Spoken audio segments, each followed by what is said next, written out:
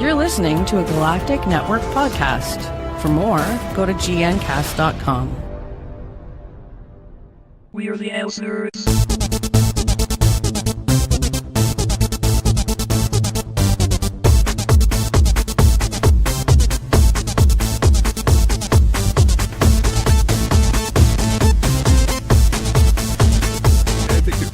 Hello and welcome to ElseNerds, a production of Galactic Network. I'm Gregor Sprague, and Corey is off this week, and joining me is basically, to take Corey's spot. We had to bring in B. He is going to be, saying words and stuff like that when he feels like it. But more importantly, joining us is the thrice returning person. Is it 3 or 4 times? I don't know. She's been here a lot. She's basically family. It's Jackie Hern. Jackie, how you doing? Hey, I'm doing really good. Thank you. Wow, I didn't realize I was someone who had been on here a lot.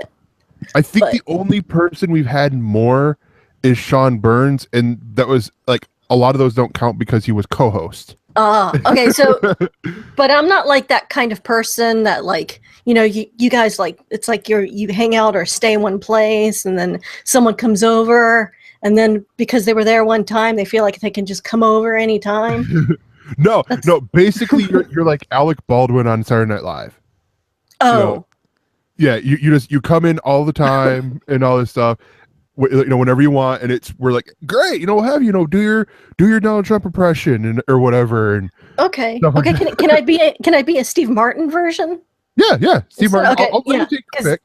Because it's much more rare and it's always like a big deal when he's on. So yeah.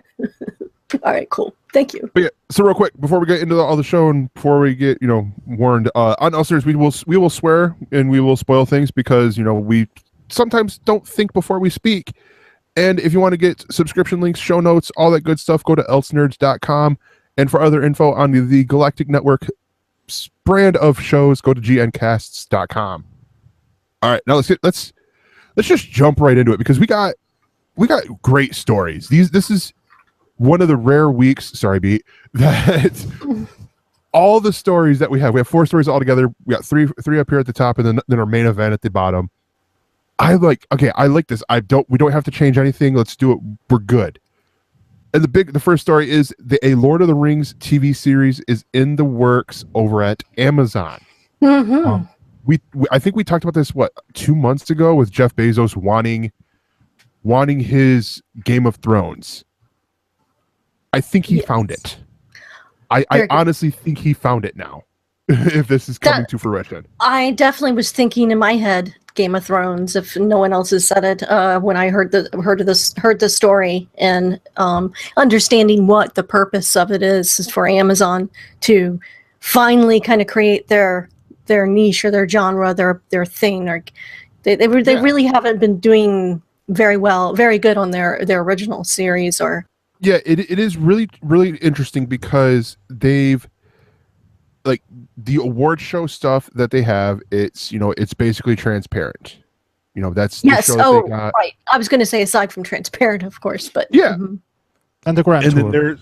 Then and they have the Grand Tour, which is the Top Gear Boys. Their new show, which is a lot of people like that, right? Like that's a really popular theme. Not even just. Oh yeah. In the U.S., is it mostly UK or? It's a worldwide thing. So it's one of those because I've actually started rewatching the Grand Tour, just because I'm like, all right, I need my fix of Jeremy Clarkson and all those guys. But it's one of those things that there's such big reaction. There was mentions on Reddit on r/Top Gear that do we still do this or do we break it off and do a Grand Tour subreddit? Now they have done a Grand Tour subreddit, but basically it's everything is sort of in here. They talk about the American version that doesn't suck, which is amazing to say. I never thought I'd ever say that. A Top Gear America that doesn't suck. To put it in perspective, I don't have any feelings about cars. I don't care. And I watch that show religiously because it's just great personalities. Really? It's like Planet of the Apes in cars. Wow.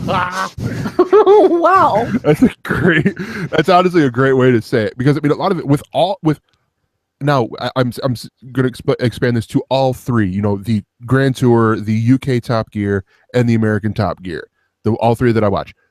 You have these great hosts that are doing this, these great partnerships that you have.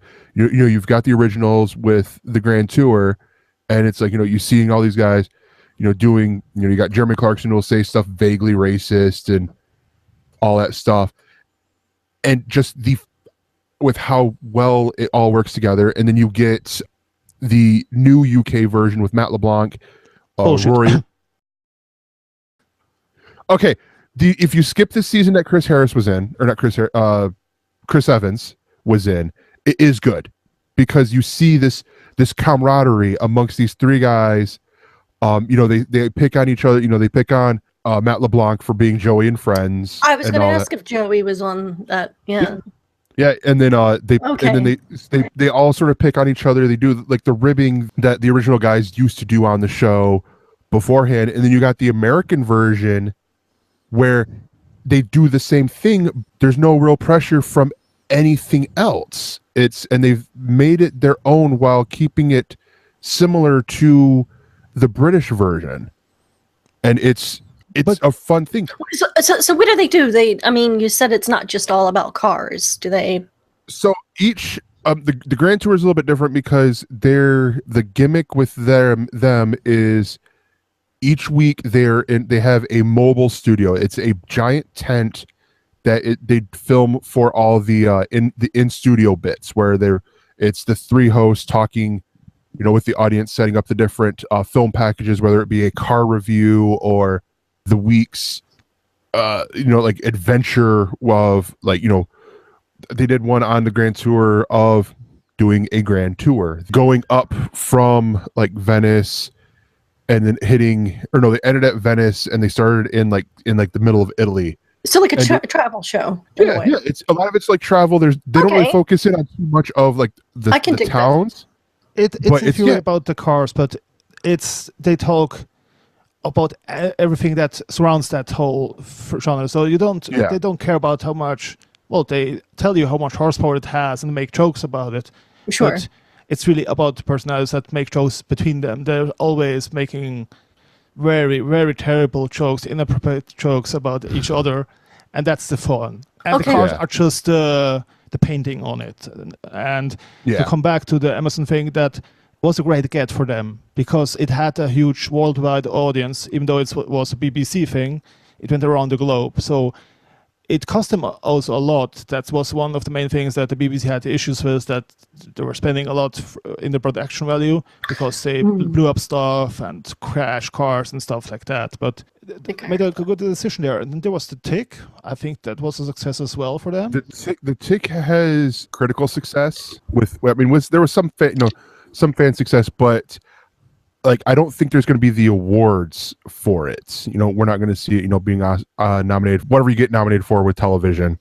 Well, they got Manchester by the Sea. So as a movie studio, they succeed. As a TV show-like thing, they have different things like Jean-Claude Van Damme's new show and other things that, like Netflix, do their own thing. That's okay. But now with Lord of the Rings, if that's on the table, they're talking about it. It's not signed yet, but they're talking about it because they had to clear the rights with Warner Brothers and the estate of Tolkien. Mm-hmm. Because New Line Cinema that made the movies fucked them over. They told that the first Lord of the Ring and the second one didn't make money. They lost money on it officially. Yeah, which is dumb. But so accounting schemes, yeah. Oh, and Man in the High Castle, that was good. Or at least I liked it. But yeah, Man in the High Castle. See, so it's like the problem is that they have quite a bit of Amazon has quite a bit of stuff that people go, oh yeah, like you just did, like, oh, Man in the High Castle, I forgot about this. Mm-hmm. But they don't have Stranger Things is coming out. Oh, I gotta watch Stranger Things, or the Marvel Netflix shows, or the House Marvel's Hulu show, and all this stuff. You know, they don't have these things that are built that are buzzworthy, and so that's where I feel like You do a Lord of the Rings show. That's where where they're going to get these things. I believe they're also Amazon is also still doing their pilot season stuff, which I enjoyed. That's the one thing I've loved about Amazon is their whole pilot season, because it seems like we're getting stuff that we haven't really heard of, and we're actually getting to see something. Absolutely. I think one of the frustrations I've had with it is that some of those pilots come out and then the actual show may be out 2-3 years later, such as, was it Sneaky Pete? Yeah, Sneaky Pete. Sneaky Pete. There was a pretty big gap in between. With a couple of years in between, I believe, and I haven't heard anything about it coming back. I don't think it did as well because it took so long for them to get it out. True, and that's where I feel like a lot of it with the whole pilot season, it's sort of it is that dual-edged sword, because they, like, at first with the first one where we got what was it, Alphas and Beta House, great shows. It was there was a quick turnaround because they only did the pilot like they announced and they made a big fuss about these pilot seasons, or about the pilot season, and then they're like, okay, what ones do you like? And they're like, okay, boom, these go into production. And then you turn around and they did it 2 other, they've done it, other times. That's where we got, Man in the High Castle and Transparent were from these. And then they realized, okay, we'll give you some more time to, to breathe, because they are waiting for us to want to see this stuff. And The Tick was another such case where they did pilot and then picked up 1 year and a half later, something like that. Yeah, because also they're doing it, where it's all Amazon doing it. That's where I think they would benefit more from what they're doing with the show Catastrophe, which is in here in America is another Netflix original, or not Netflix, Amazon exclusive, because they co-produce it with Channel 4 over in the UK. So they don't have to worry about, oh, well, here's the pilot. Okay, they like it. It's boom, you got the first season. How do people like it? If they like it, great. If not, Channel 4, good luck with it. Workshop it elsewhere on, for a global distribution side of things. And so it's like they do stuff like that, but not just in the UK, like how Netflix does, where it's all over, bringing in stuff that they're like, well, I think this might work, here or there. And then you finally will have a Netflix competitor. I think bringing in Lord of the Rings as a TV series is going to be that thing that will help them. It definitely will help them. I agree. So there's no.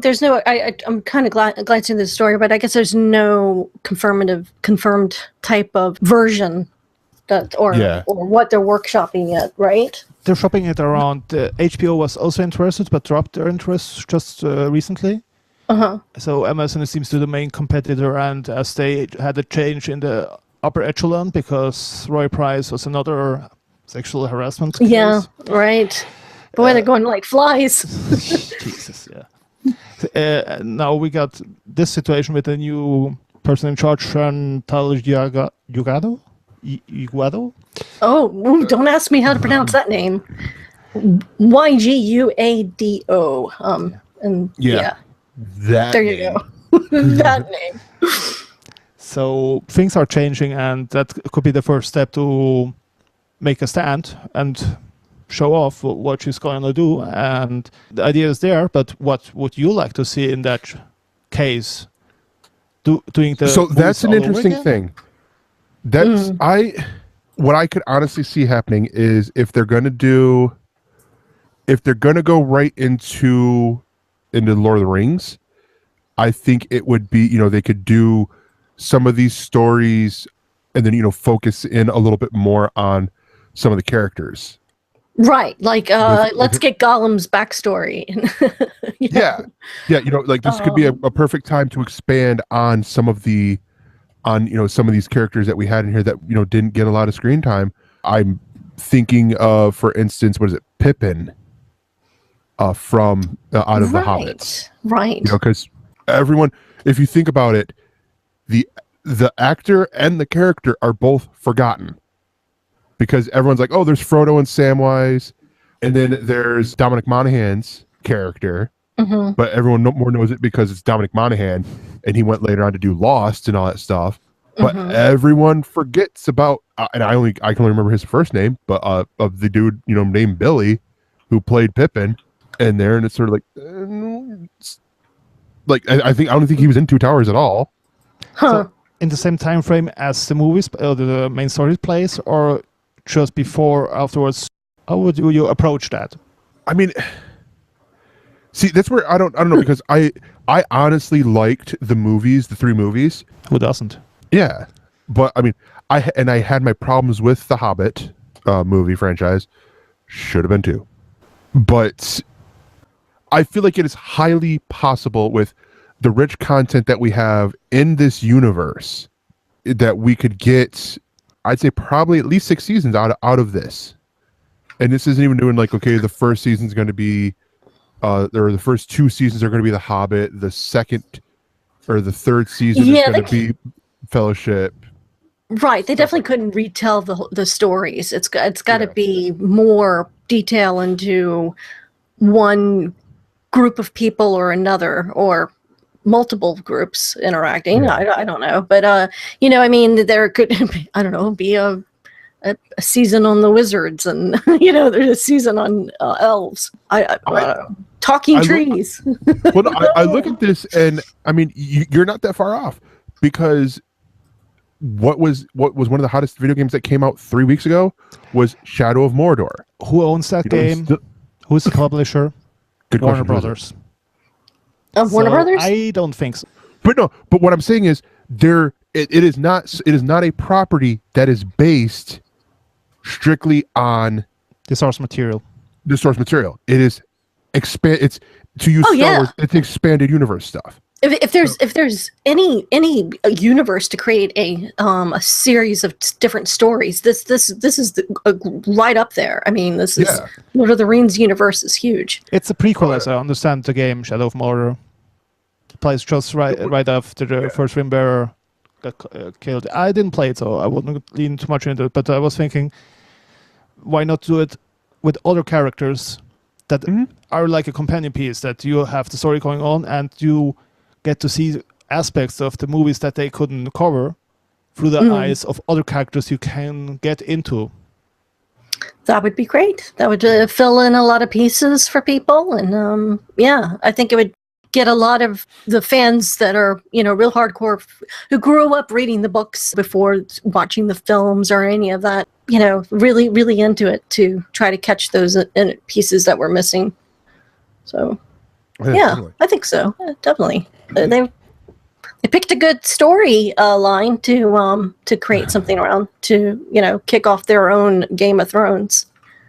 Yeah, and it's one of those. Even if they did I'll phrase it this way: even if they did a strictly Lord of the Rings TV series, they didn't expand into the Hobbit or the Silmarillion. That one. The S book word that always confused the hell out of me when I saw it in bookstores. The 2 million characters in it, and almost a story. Yeah, and they just focus on this. They'd have a more logical, by sticking to the source material, not getting area for spinoffs, which is what a lot of the people want. They're looking at it. Oh, hey, Garly, thank you for doing the phonetic version. I will still probably butcher it, but thank you. In the YouTube chat, he posted the Silmarillion. But so thank you. So you look at those, and there's still this, a lot of source material that could then be spin-offs. We don't have to do the stretch of, well, here's J.R.R. Martin working with the producers to work on this, when he should be writing the books and getting those out so the fans could quit their belly aching. Yeah, and all that. Trusting Benioff and Weiss is another story. That's... We're talking about spin-offs at another point maybe, but I'm not too keen on it, to be honest. Shall we move on to the next story? That Justice League star Henry Cavill, or wait, is he a Justice League star? Says DCEU hasn't worked praises Wonder Woman as first step in new direction.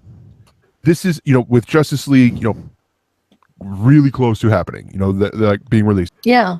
He sat down and talked about a lot of the problems that people have, myself included, with this. What I always tell people is I enjoy the movies, but they can be better. They can honestly, because I feel like if they are, and I'm not going to make any stranger here as to not being a comic book fan, because if you're watching the video, you can see my room is like just regurgitated. I got 4 fucking long boxes of comic books, for crying out loud. True, and the Contender game. Yeah, and the Contender game. I haven't touched that. Oh yeah. And a God in the Shed over here by Baby Groot to share swag from other people. But so you look at the DCEU, DCFU, whatever the hell they're calling this thing, the DC universe of movies that they have. Yeah. Start with Man of Steel, go to Batman vs Superman. Both of those miss the heart of so many characters that influence the main characters. That's the big thing I had a problem with for both of them.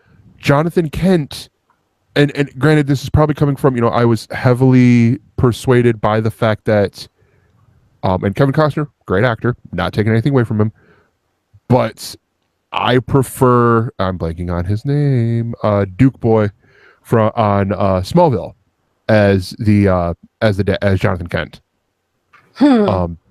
Just because how he did it, it was still protect my son, but it wasn't don't do the right thing. It was don't get caught because I know you want to do it because I've taught you. You always do the right thing. It's very telling that even Kevin Costner can butcher that character that is so iconic. So it speaks volumes.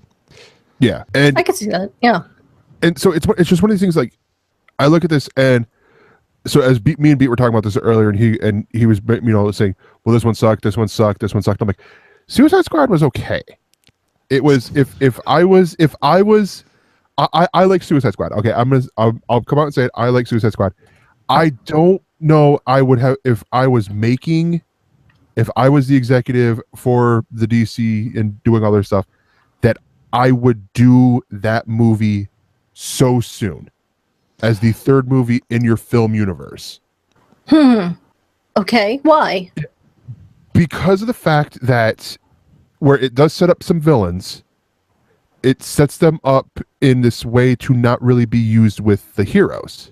It goes even further because they pick stories like Batman vs Superman and Suicide Squad that you can do that if you have a universe set up in the movies that you can say, okay, now we do something different. Because what Frank Miller did was a comment on the comics before and brought change to the whole thing. But first, you had the original Superman, Batman stories that laid the groundwork. If you don't have that in the movies and just go for that special stories that aren't that good to begin with, or, well, depending on who you ask, you get awry. It's the thing with Man of Steel broke so many, in my view, character cues that Superman should have.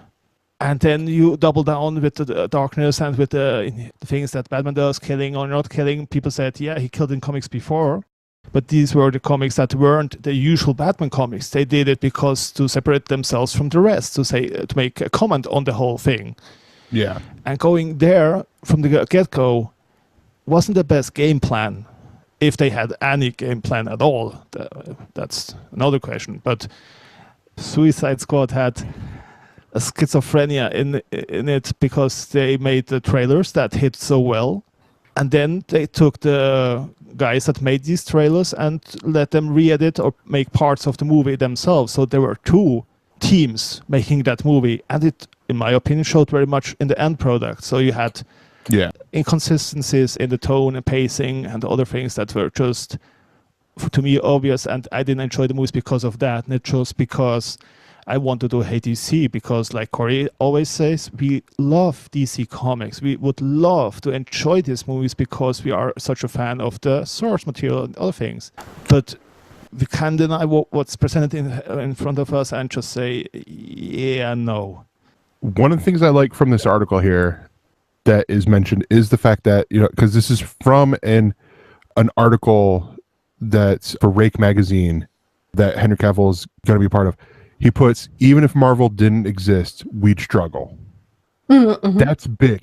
That is huge for a lot of fans to understand. Well, don't they all struggle? I mean, it's, you can't, no one's ever going to be happy with any version of any of these stories. True, but at the same time, though, whether it's Marvel or DC, I think they both have the same his point was, struggles.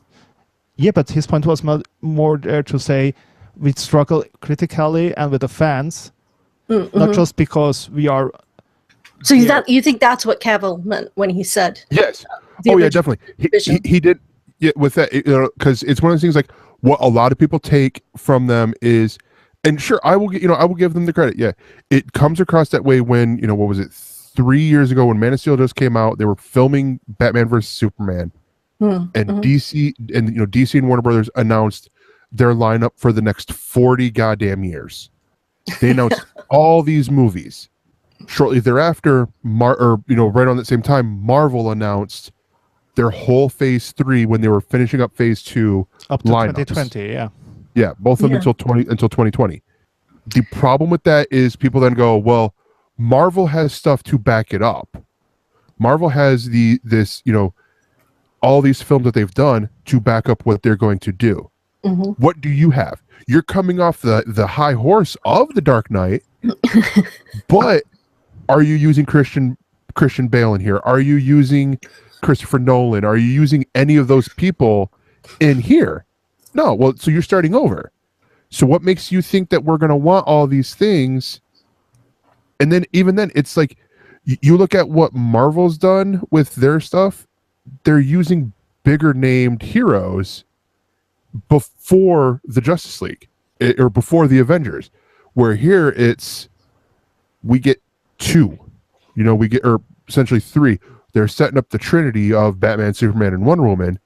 And then it's, here's Justice League. And then here's these 2 other movies about the supplemental characters. And here's this one from over. And it's just more confusing for the fair weather fan or the person who's going to discover the comics from the movies. Mm-hmm. Good point. Yeah. So how is this different for Wonder Woman? Just is it because it got? I think a lot of it is the style, because you look at the 3 movies, they have a dark tone to them, and this is the first one. You look at Man of Steel, it has a dark tone. Yes. Superman is not a dark hero. Oh, he can be, but in the right context. First, he can be. But he is typically not considered dark. He is the antithesis to Batman. Batman is the Dark Knight. Batman, it is easy to do this. Superman, he restrains himself so as to not be the ruler of Krypton or the ruler of Earth like General Zod wants to do, and all that. And yet here you have this where, he's doing these moves that Superman really probably wouldn't do, at least right away. And then you get Suicide Squad, which is, basically just introducing villains in here and then giving us little glimpses of the Flash and of Batman and, expanding on Batman's ethos a little bit here. And then you get Wonder Woman, where it is an origin story. And it is one that honestly is needed a little bit because not a lot of people know Wonder Woman, or if you're reading the comic books, if you're reading the comic books, she has probably one of the most retconned origins in comics, in my opinion. So it's it does get confusing. So they're like, okay, here's this person, here's what she can do, and they did it with color. This is when that movie came out, and I was at work. I was telling people, I'm like, oh my god, this movie is so great. Because the scene alone where she's coming out from the bunker because she wants to help, and I'm noticing this while you are drinking out of your Wonder Woman mug, that she's with her shield, and it's dark and grimy because it's World War One. Is it World War Yeah, One or World War Two? Yes. One. It's World War One, and it was dark and depressing then, and you see her red in the red and blue, just popping all the more as she's basically doing a Captain America, deflecting bullets with her shield. Yeah, when And her all that. suit is actually pretty dark. Yeah, So I definitely noticed the color in that scene as well, of her costume, and I thought that was great. That because when I first saw the costume, I thought, oh, that's too bad. I don't really like the dark so much, but I do now. So yeah. Actually, I just saw Wonder Woman for the first time on Friday. And I don't know why it took me so long to see. I mean, I do know why. I had the worst summer and didn't really have time for things. But yeah, I was pleased with it. It has a lot of potential. I think they had a lot of ground to cover to get the story going. So Yeah, and I sort of want to end this part on what Growly says. Growly puts in here in the chat, Marvel's problem is how to keep making hits. DC's problem is how can we make a hit. He's right, because didn't these movies do really well at the box office? I mean, Not as expected or projected by the execs. Okay. Yeah. Well, all right. I mean, with some of these, they're expecting Billions. like what Rogue One did they were expecting with Rogue One and all that stuff, where it's gosh, it's gonna break. It's going to break the bank, and then I believe it lasted until Guardians came out, which I think they were wanting. We're going to. Yeah, it did well. It did better. It did better, but them all. So there's no denying that. And the only part I had an issue with the movie Wonder Woman was the end. And interestingly enough, it was when the colors changed to the scheme that the Batman, Man of Steel, and Batman vs Superman had, when it went all dark and CGI and the whole end-boss fight, as you would call it. The third act was a little bit of a mess, and it was just in the moment when it appeared to be like the other DC movies. I was like, oh yeah, there's room for improvement, but it was the best movie so far, which is an easy thing to achieve, but. Really? Yeah, he's also saying that he has hope. He is not there just bashing DC and saying, yeah, it's all shit and we have to curl up in a fetal position. No, he's saying they know that. They're actively working at changing course and promises that Justice League will do that. Well, interesting, coming from him, as Superman is, spoiler, dead in the last movie. So he isn't going to be in it, and yet he is touting its horn. So it's okay. Honestly, though, I feel like it's one of those things that if he is dead throughout the whole movie, and this is where we're going to play speculation here. Yeah. If he is dead throughout the whole movie, that's one thing. He'll still be in the movie because of the fact that they'll do cutaway scenes. I saw one of the trailers before I saw Thor Ragnarok, where they're talking about Lois Lane. She goes outside, and then it's Clark Kent, and he had just proposed to her, and all that. That's stuff that we didn't see in Batman versus Superman or in Man of Steel. We didn't see him propose to her and all that stuff. So it's that could be one route that they take is more flashback Superman. He better put a ring on it. He did. She said yes, but then Batman beat him until he said Martha. Martha. Right. And so the other one, the more popular one is a lot of people are thinking that he's going to come back in very similar to Superman Doomsday, where he's going to come back in, he's died and then he comes back in the black suit and all that stuff, and I'm like, but I would like to see that being played after Doomsday is actually officially debuted, not the Abomination Marvel character that was the bad that emo Lex Luthor created in Batman versus Superman, which wasn't a good character to begin with in the source. So no surprise there. The decisions they made were boneheaded at times, and the things that they course corrected the levity a little bit, bringing that up and showing in the trailers that there are things called laughs, that people can smile. That's a possibility. Wow, okay, we're moving forward. That's the other big thing I love about the Justice League is it does look like they have more fun. Yeah, more fun. That everything I've seen with Ezra Miller is his character is, his version of the Flash is he's being the comedian.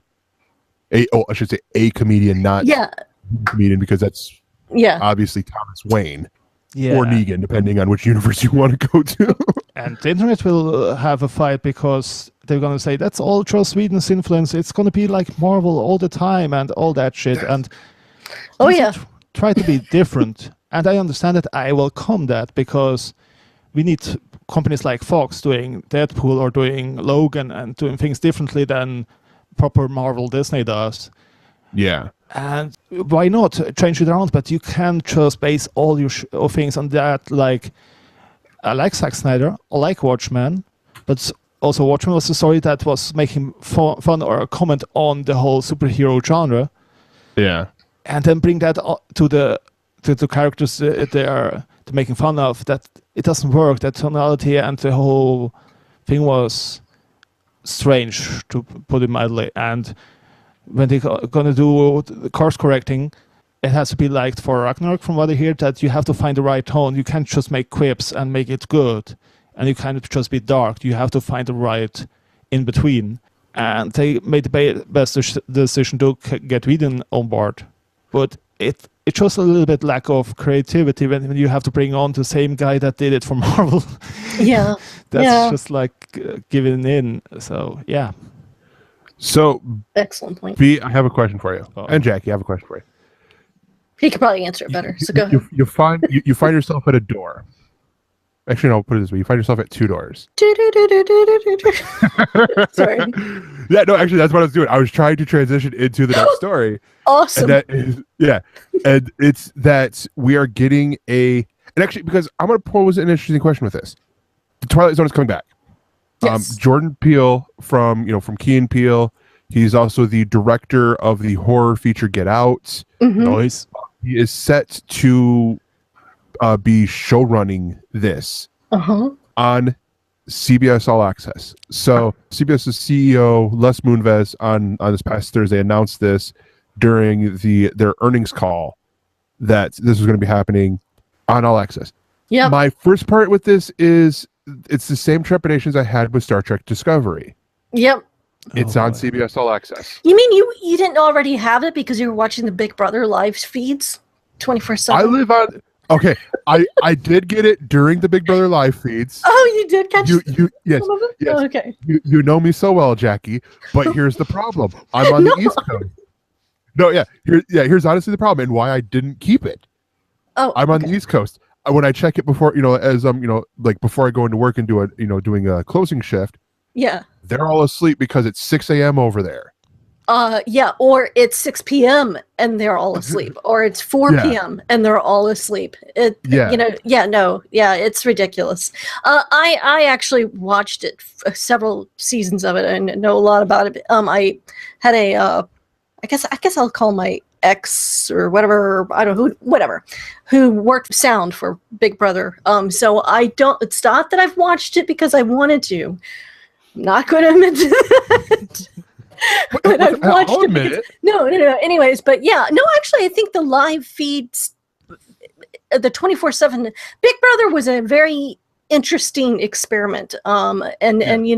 Particularly when it was in other country, or it still is in other countries. But yeah, it's funny that they've had this live streaming service for so long, and it's not until Star Trek that people even know what the hell it is. I know a lot of people who didn't even know it. All Access existed until now. Yeah. They're going to need some good content. And that's the problem. You look at the stuff that they have, even before All Access. There was on the Big Brother front, there was the All Access exclusive Big Brother Over the Top, which I don't even think ended. Yeah, I think they just went. Actually, no. They rushed it. You're right. Actually, they didn't tell the cast members either, and those people are still in this house somewhere. They think that they should. Certainly, I've won by now.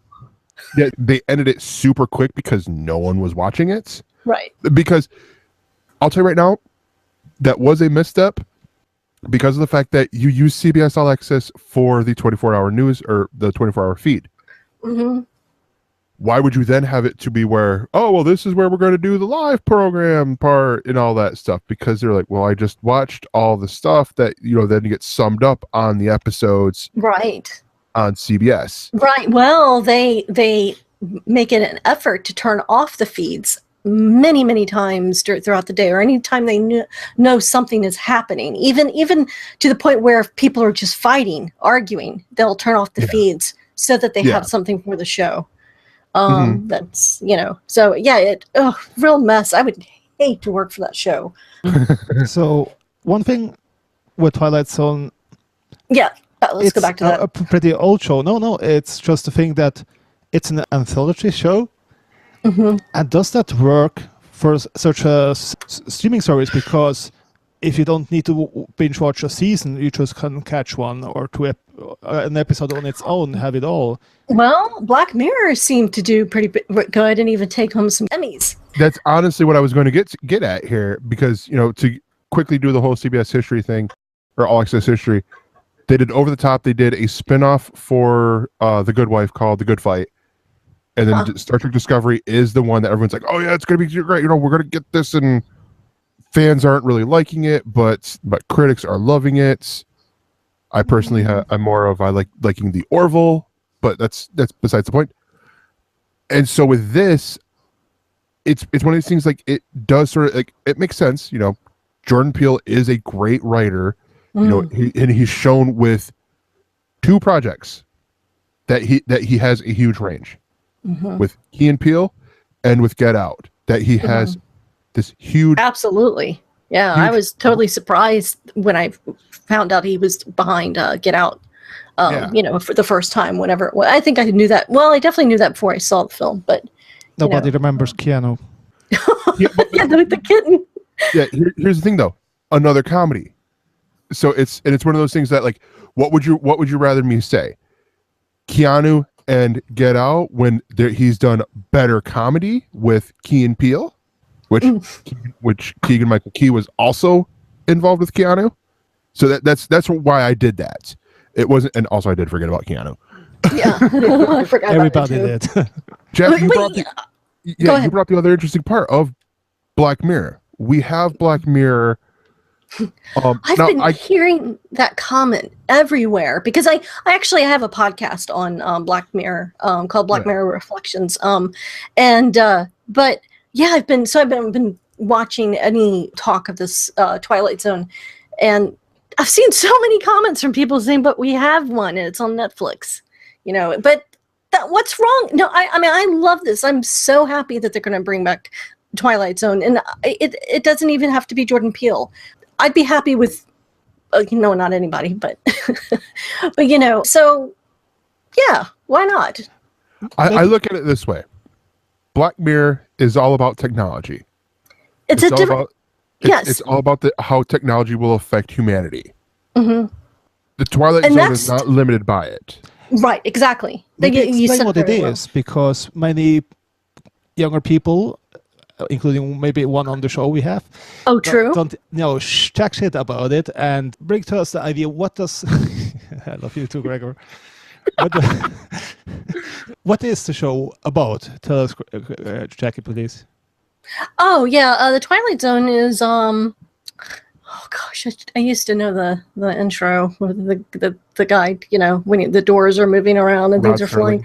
Yeah, but no, it's basically each episode is a different story, of course, and it has to do with the absurd, bizarre coincidence, things that happen in sort of your everyday life that make you think there's something else behind this. This is not what reality is. I'm seeing some other universe. Like Gregor said, it's not limited to just technology, while many episodes are related to the horrors of technology, and how technology makes things easier for us, but they also kind of take things away from us.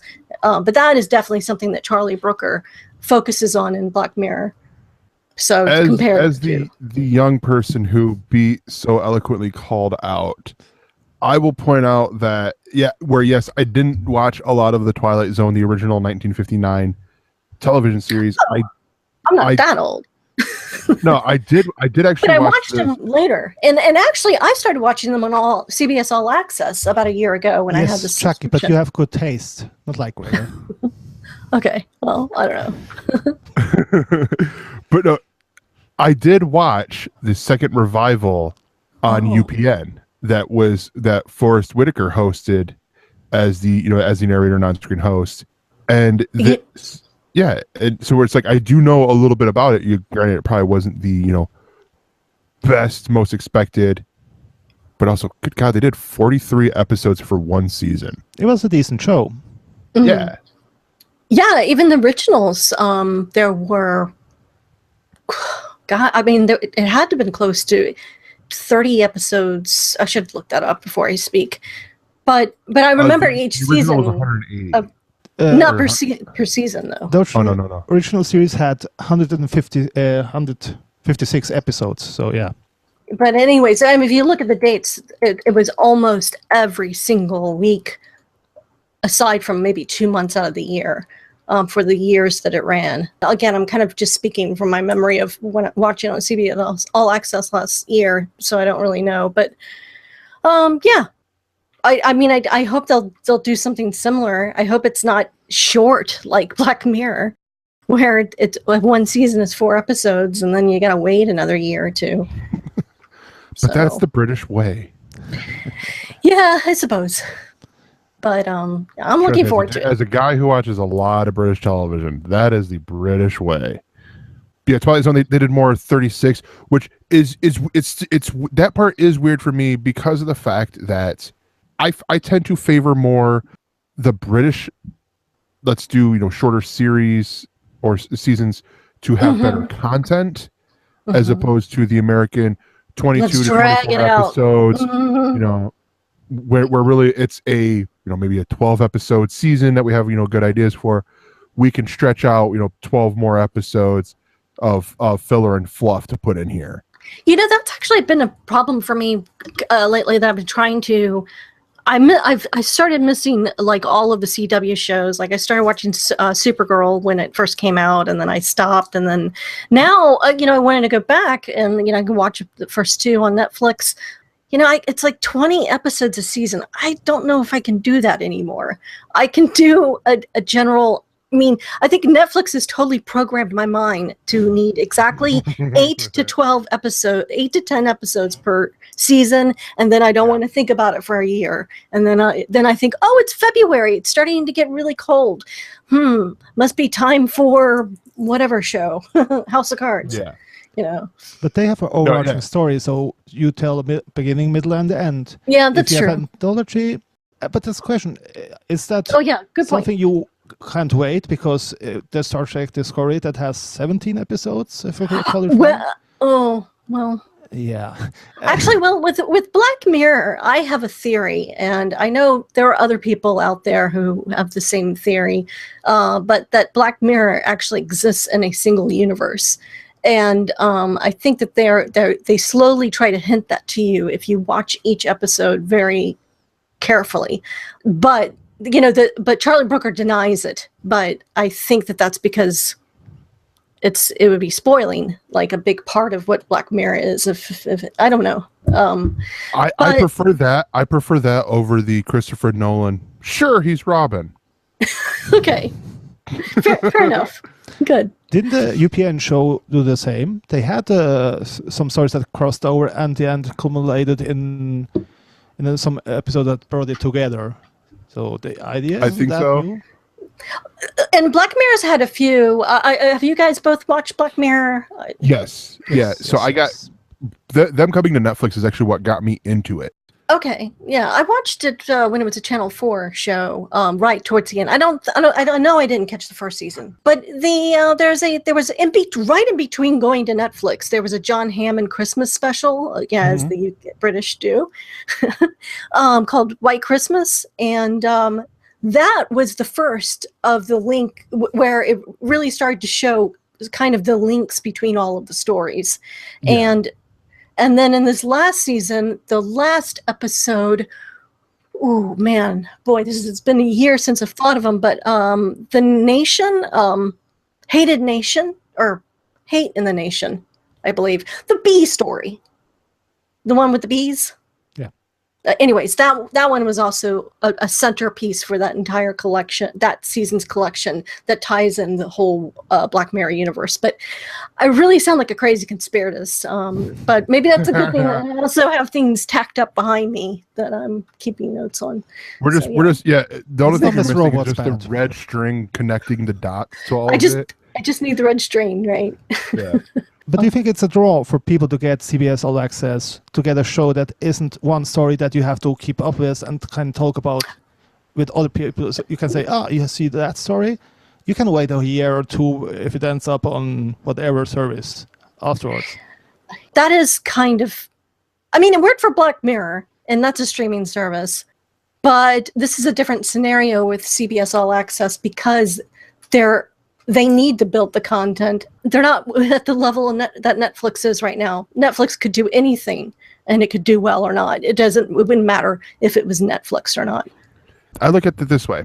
It is a good step, but it is not the final peg to get me to subscribe to the service. Oh yeah, no. It's a good move in the right direction, I would say.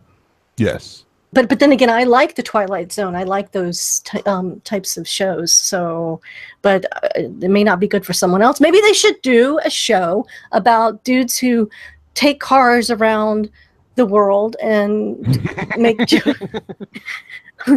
get along real well because like they went to college together or something.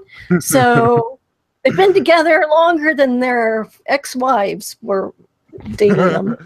They were with their ex-wives. Yeah, or the ex-wives of all those guys. They get in some cars and drive around the world and get into. See, here's your problem with that one though. That wouldn't be on CBS All Access. That would be on E. Yeah. Oh God. Oh God. You're right. Or Bravo. Well, yeah, I don't know. One of those TLC something. Yeah, one of those. One of those pure entertainment networks. and the women would always be stopping and asking for directions, right? Anyways. Oh, that's great. I love that. I want that to be a show now. Great. But yeah, so actually this is a great part to end the news segment because we got more things to talk about. Oh, okay. Yeah. So, real quick, before we get into the views, I want to let you guys know, if you want to help us out, make the program better, we have a survey for you guys over at bit.ly/ENsurvey2017. That is capital E, capital N, capital S, and then Survey 2017. All, the numbers not spelled out. And basically saying, how can we make the show better? So go there, fill it out. You'll help us out. The other part, the way you can help us out is by going to our Patreon over at patreon.com/galacticnetcast. There's an easy way for you to help us, keep the ship afloat, keep us going. And, you get stuff at, $1 level, you're getting stuff. I believe there's Peter Fisher's Applicably App Review with guests show is one of the things that you get. And it is pure awesomeness. You can find all that over at patreon.com/galacticnetcasts. And now it is time for the ElseViews. This is the part of the show where me and Jackie and B, if he has one that he wants to add, we'll talk about the things that we have been watching over the past week or weeks for people who haven't been on for a while. So, Jackie, you actually, I think you're going to bring an interesting thing. Are you watching The Walking Dead? Yeah, I'm watching it. I'm not going to lie. You actually got me caught up. You forced me to catch up.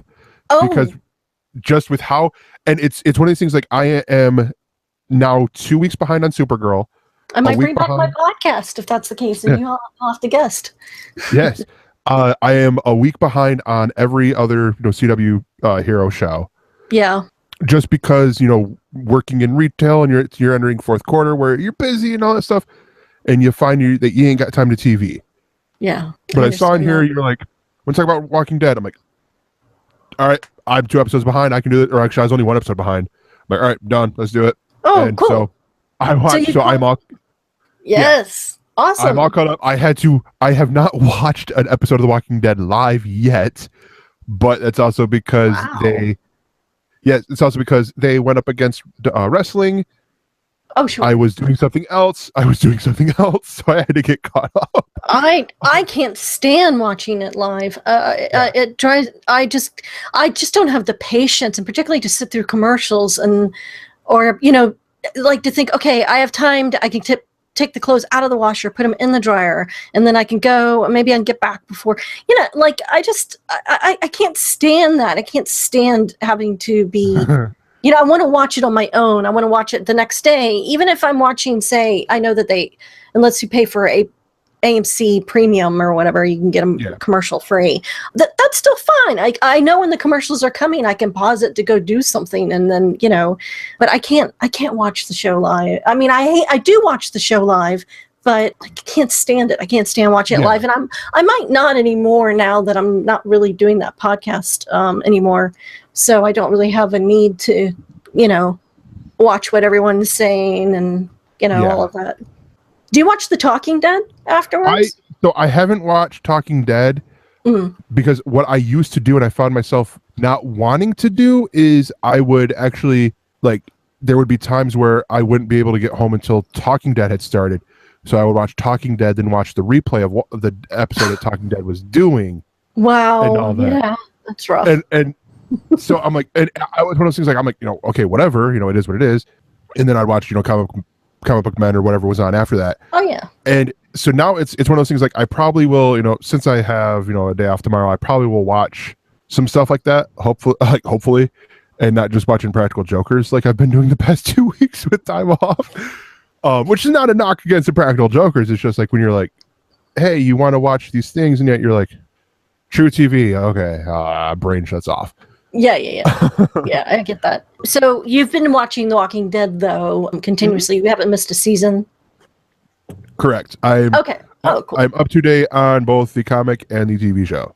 Oh, good. Yeah, I've purposely kept myself back in the comics just to kind of be surprised a little and with how each season goes, and then I catch up with the comics afterwards. And I actually, it's not that I don't want to be spoiled so much of what could happen in the television show, which definitely doesn't always stick to the story, original story, of course, as we all know. But I almost now don't want to be spoiled for the comics by watching the show. Like I think I enjoy the comics in a different degree and level better than I enjoy the show. What I've liked with them so far is there's been enough of a difference between the two that yes that you get, and I'm even talking pre-Negan, like to where it's like I knew a general outline of where things are going, right, and all that.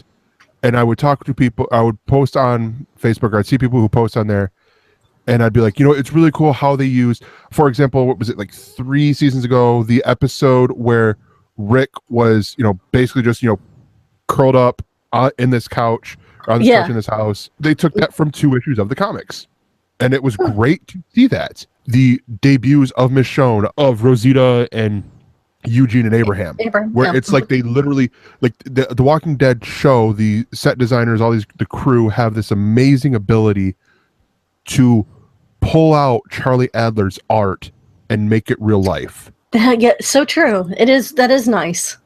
It is really nice. Like, with everything, like with how they're with how wow, you're making me like The Walking Dead again. Stop, don't do that.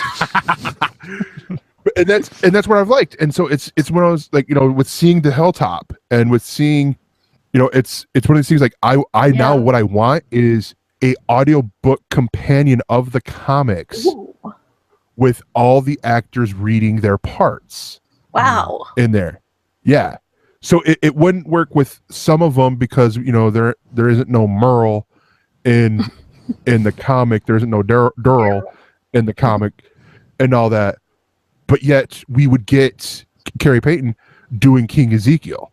Mm-hmm. Like he's one of those voices that when he's in the comic, I read it in his voice. I get especially his King Ezekiel voice, because he also, for uber nerds who don't realize this, he's also Cyborg in Teen Titans Go. That just shows his range. He has, because King Ezekiel, as he's you've probably seen it on Talking Dead where they talked about it, where it's more, he puts on the dramatic like he's doing Shakespeare. Yes. But with Cyborg, it is high. It is like this higher register that he's going to, where it's it's a lot of like this, booyah, and it's more excitable energies that he pulls with that, and I'm like, this dude is great.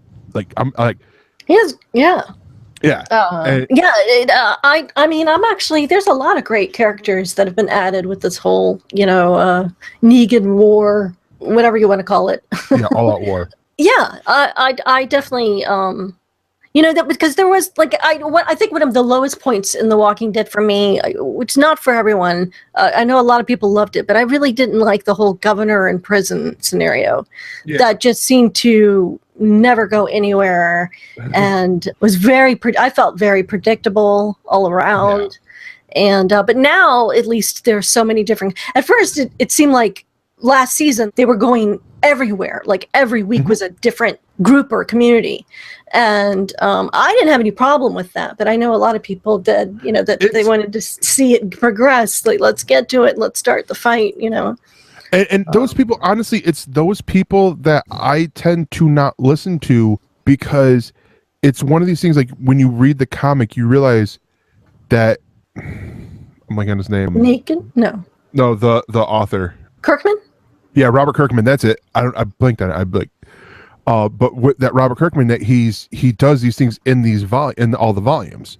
Like it's it's for the first however many volumes until they get to Alexandria and face Negan. So the first 100 issues, it is very much monster of the week sort of deal. Yeah. Like each volume they're fighting one bad, much like they're doing here, where they're fighting in each season they're fighting one big bad guy, whether it be the governor or the Terminus crew and stuff like that.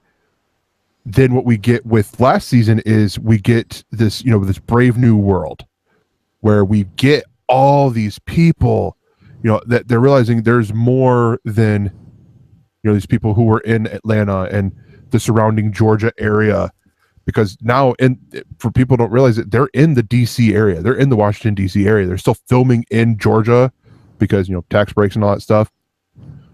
But, they're set in DC now.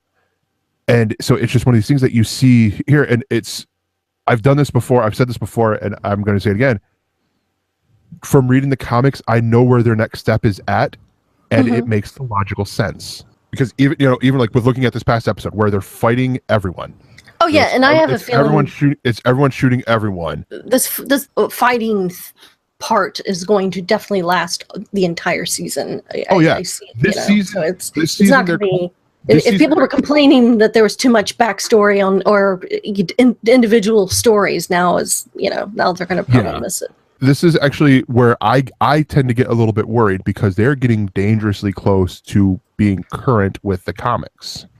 Because if they do what I think they're going to do with All Out War, we're going to have All Out. The whole season is going to be All Out War, which is what it was in the comic books. It was actually actually 12 issues, All Out War Part 1, All Out War Part 2. It's what comes after All Out War that is really cool, really sweet. And I'm keeping it vague for you, Jackie, as to not no. Actually, that's fine. I'm going to probably going to go ahead and just get through them now now that you're talking about it. But they next start the Whisperer War. What that is in the comics, anyways, is a group of people that hide amongst the walkers. That's the interesting part, because you look at it like here, they're fighting each other. They're clearly fighting, other people that they can tell, okay, this guy is a person. But what do they do with people who are hiding amongst the walkers that are, you don't realize they're not dead until they have stabbed you. That to me is going to be really interesting television. Let me try to put the monkey wrench in the whole thing. I read the comics up until Negan showed up. And then just was like, fuck this, I'm done, because I don't care about the characters anymore. I love Ty, and he was published back, and it went into places that was, I love dark material, but it was depressing. And when Negan showed up, I love me some Jeffrey Dean Morgan. I'm a Supernatural fan. That's one part of his charm. But that episode when he showed up, it was so gore for gore's sake. Not Yes. shocking. That was my number one complaint. Yep. Yeah. I stopped there, and again with the TV characters, because Ty wasn't there for a longer time. He bit the dust earlier. I didn't care about any of the main characters we had, and I was like, why should I even care going on from there if even the comics didn't help me to stay there? And yeah, they had introduced some new characters, but I was like, so what? Sell me the idea. Why should I keep on going? Well, because Fear of the Walking Dead, isn't it? But before, no, wasn't helping. I'm not going to be able to give you that answer. That's for sure. I'm struggling with it myself. I probably won't be able to myself, because all I can say is you are reminding me of the beginning part of the letters page for issue 100, which is where you ended, Beat. And Robert Kirkman said, "This is an ending, or this is an ending point. You know, we reached 100 issues. This is going to be an ending point for some people. This is going to be an introduction for some people." He sure did. Mm-hmm. That's what's with Negan debuting on the TV show. That's what it was. You know, with the death of, if you go from there, the death of someone, we don't know who. You could look at it honestly as yourself, Be as the death of the viewer, because you were going through Abraham's point of view with that, and then or that could be where some people jumped on. As they jumped on there, like, oh my gosh, just had this shocking moment, and then they probably binged like I did through the back 100 issues. I'm using air quotes around that to get caught up. Honestly, I don't know what it would do for you, because it's where I see this. It's the same thing with other people who are watching Gotham. They're like, oh, you should be watching Gotham. You love Batman. You should be watching it. It's like, but when you see when I see an article that says they finally got Jim Gordon right, and the show has been on for what, 4 or 5 seasons now, that tells me they don't know what they're doing. They're just using these characters and telling other stories, but with these characters that have no relation to the source material. They're just like, oh, well, we want to tell this story, and we'll call this one guy Jim Gordon, this guy's Bruce Wayne. They're going to recast Poison Ivy 3 times because why not? Yeah, I had heard that they did that. I think I stopped watching around season 2, not because I didn't have interest in it. I just I enjoyed it, but I don't know, just other things, or maybe it was up against something. I think it was up against Better Call Saul for a while, even. I don't know. Yes. So season 3 was much better than the first 2. They found their heading, really? and it became a little bit better. And the Penguin actor, what's his face? Robin Lord Taylor, who was also in The Walking Dead. Yes, he was. Yeah, that's right. He kept it together. He was one of the parts we had to say, okay. And Morena Baccarin, who's always a reason to watch anything she's in. I know I'm simple like that, but she's a goddess. That's just hey, it's okay. Commissioner Gordon would agree with you on that one. Oh, yeah.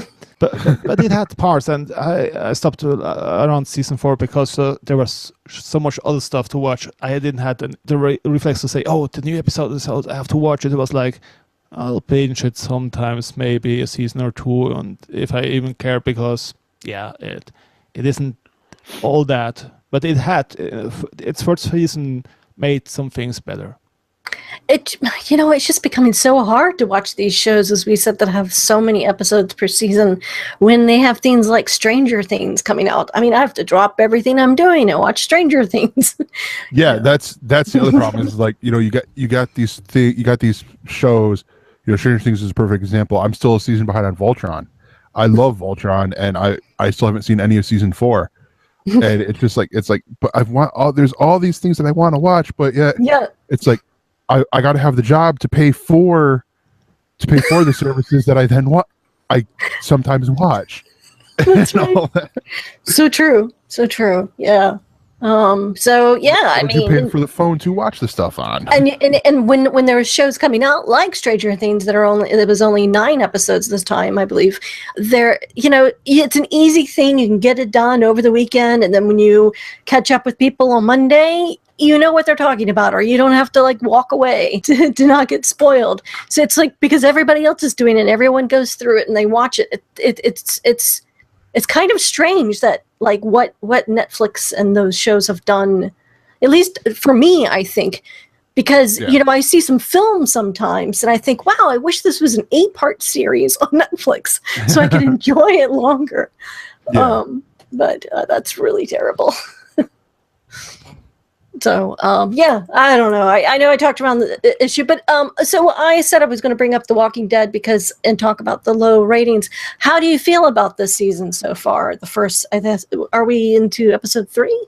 Yes, we're the first 3 episodes. I am enjoying it. I mean, this is where I get more into the technical side of things, where I'm liking the stuff that they're doing, that like that Greg Nicotero is doing as directing at least the first and the 3rd episode. I don't know if he directed the 2nd, but with some of the things that they're doing, where they're paying, the first episode where they paid a lot of homage to Dawn of the Dead, where it was a lot more static shots. Actually, I think the whole thing was static shots throughout the whole episode. That we're still getting this great story, and I am loving the story. I'm loving Negan, just because I find myself in my head, like when people at work are pissing me off, I want to just do the really and do like the Negan back hip thrust thing that he does. Yeah. But I know that would look weird because I got a gut. So it's like, why are you showing off your belly? I'm like, I'm Negan, bitch. Where's my where's Lucille? Lucille, right? Like, honestly, I'm still enjoying the season. I'm not helping the ratings in the fact that I don't watch it live. So Who cares? Well, I only got it for the first 2 episodes. The 2nd episode dropped 20% from the season premiere, which also had the show's lowest rating since season 2, which is pretty bad. But last year and the year before, it was always the highest rated show. Of course they've got to do bad, not have the ratings some years. I don't know. I do also think that it's ended. I think it's if they didn't do that crappy Fear the Walking Dead. I mean, I don't know that it's bad, but I only watched the first half season of Fear, and I just couldn't bring myself to watch any more of it. And it's really sad because I was really looking forward to a spinoff of The Walking Dead and ending this story with Rick and all these people. But yeah, to be fair, I thought they had good actors. Yeah, it wasn't their fault. It wasn't the portrayal. It's not much there to tell. That's the thing, maybe, that you follow this group of people and The Walking Dead is what brought it together, but there's not much to expand on, maybe. It's just nothing there, really.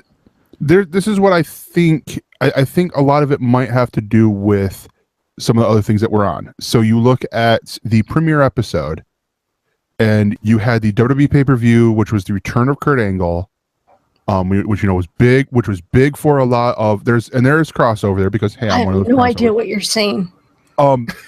Basically, dude who hasn't wrestled for for 11 years in this for this company, coming back, surprise entrant and all that stuff. So everyone's like, okay, boom, got to go there. Then you also have the World Series for Game 5, and it's just like all these things, Sunday Night Football and all this that they're having to compete with. So it's sort of like, okay, yeah, it's sort of going to happen. I don't think that people should be worried quite yet. No, because I mean, I'm pretty sure the ratings +7 are still pretty good for the show. Oh yeah, absolutely. It's doing wonders for AMC. So there's no way they're going to drop it, and there's no way they'll drop it right now until they've really kicked off their own streaming service. This is the drop-off explained by the fact that you wanted to see who bit the dust with Negan. That was the reason everybody chimed in for their first episode, and then the drop off makes sense to me somehow. that was last year. Yeah, but each season they say the first episode was good and then the following was bad. That repeated that story. That wasn't the first time that we heard that. No, I mean it's honestly, it's just one of these things. Like, I think, you can't be expecting. Like, I remember this hearing articles like this when American Idol was big and popular, where everyone's like, oh, like they're getting monster ratings. They're the highest rated show. You can't really have growth because for a lot of things, it's like a pyramid scheme.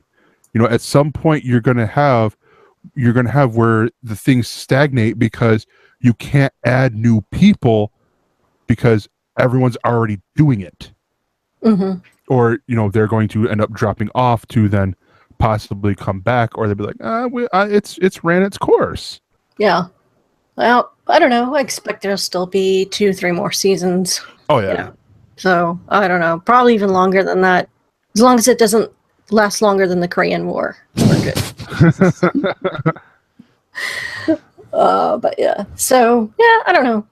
Like I said, I did do a podcast on it for a couple of years, since 2014, I think, and off and on with 5 or 6 different co-hosts. It was just actually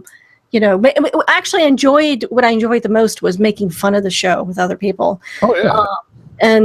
But it hasn't been so much fun lately, or just talking about it in general.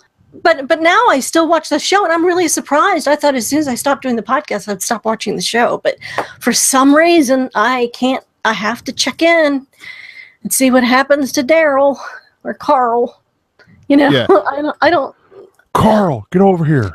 That was the biggest change. We all hated Carl at the beginning, didn't we? For the Yeah. longest time, he was the most annoying kid ever.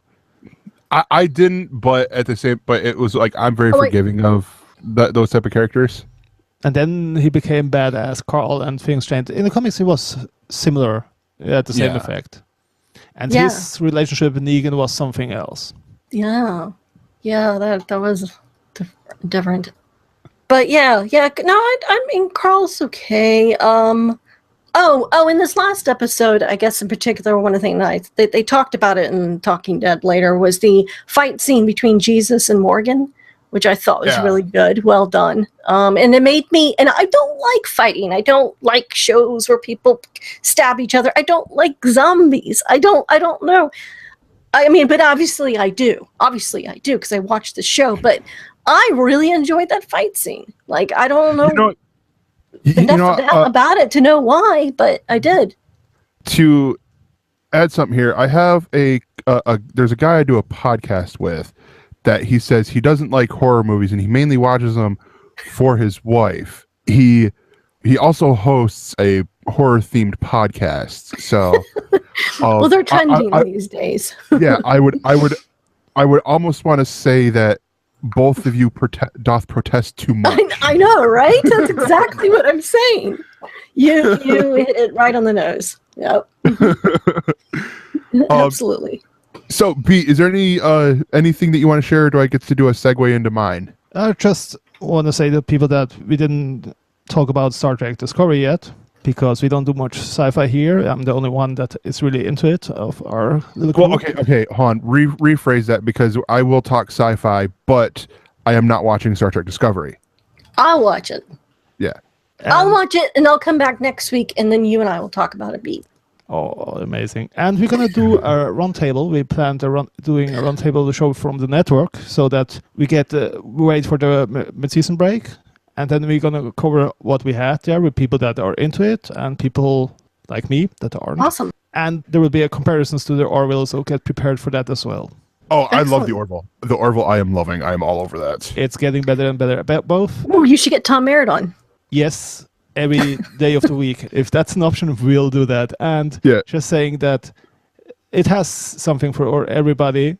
And it became much better recently because McFarlane wasn't as present as in the other episodes. They became a serious Star Trek show.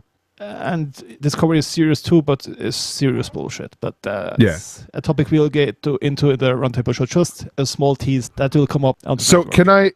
Can I just point out here that when I read that, I thought you were joking because I thought you were saying an STD roundtable tease, not Star Trek Discovery, but like. Would you prefer calling it disco? Well, no, it was just more like my brain. I'm like, wait, what is he joking with me? And I'm like, is there something? Like, oh, okay. I won't call it anything else. It is an STD.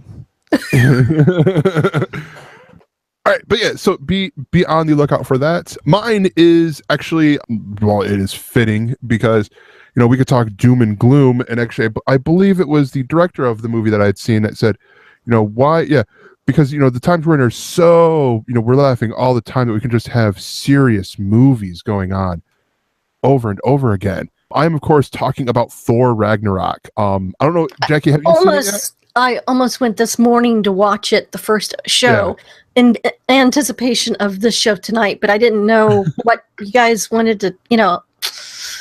Damn it. Anyways, no. Oh, no, you are perfectly fine. You are perfectly fine. I would have gone to see it just for the show. Well, I appreciate that. But I will say this because I saw it yesterday because I was like, you know, I'm going to go see this. And boy, I do not regret this at all. I'm first off, I will point out, I will preface this by saying I'm a big Taika Waititi fan. You know, since, you know, he hasn't done a lot of stuff here in America, or that's made it here in America, but he's done one you can watch on Amazon Prime, What We Do in the Shadows. That is a mockumentary about vampires in New Zealand. Nice. It stars him and Jermaine Clement from Flight of the Conchords. You know, it's got Rhys Darby, and there's a whole bunch of other people that are in there.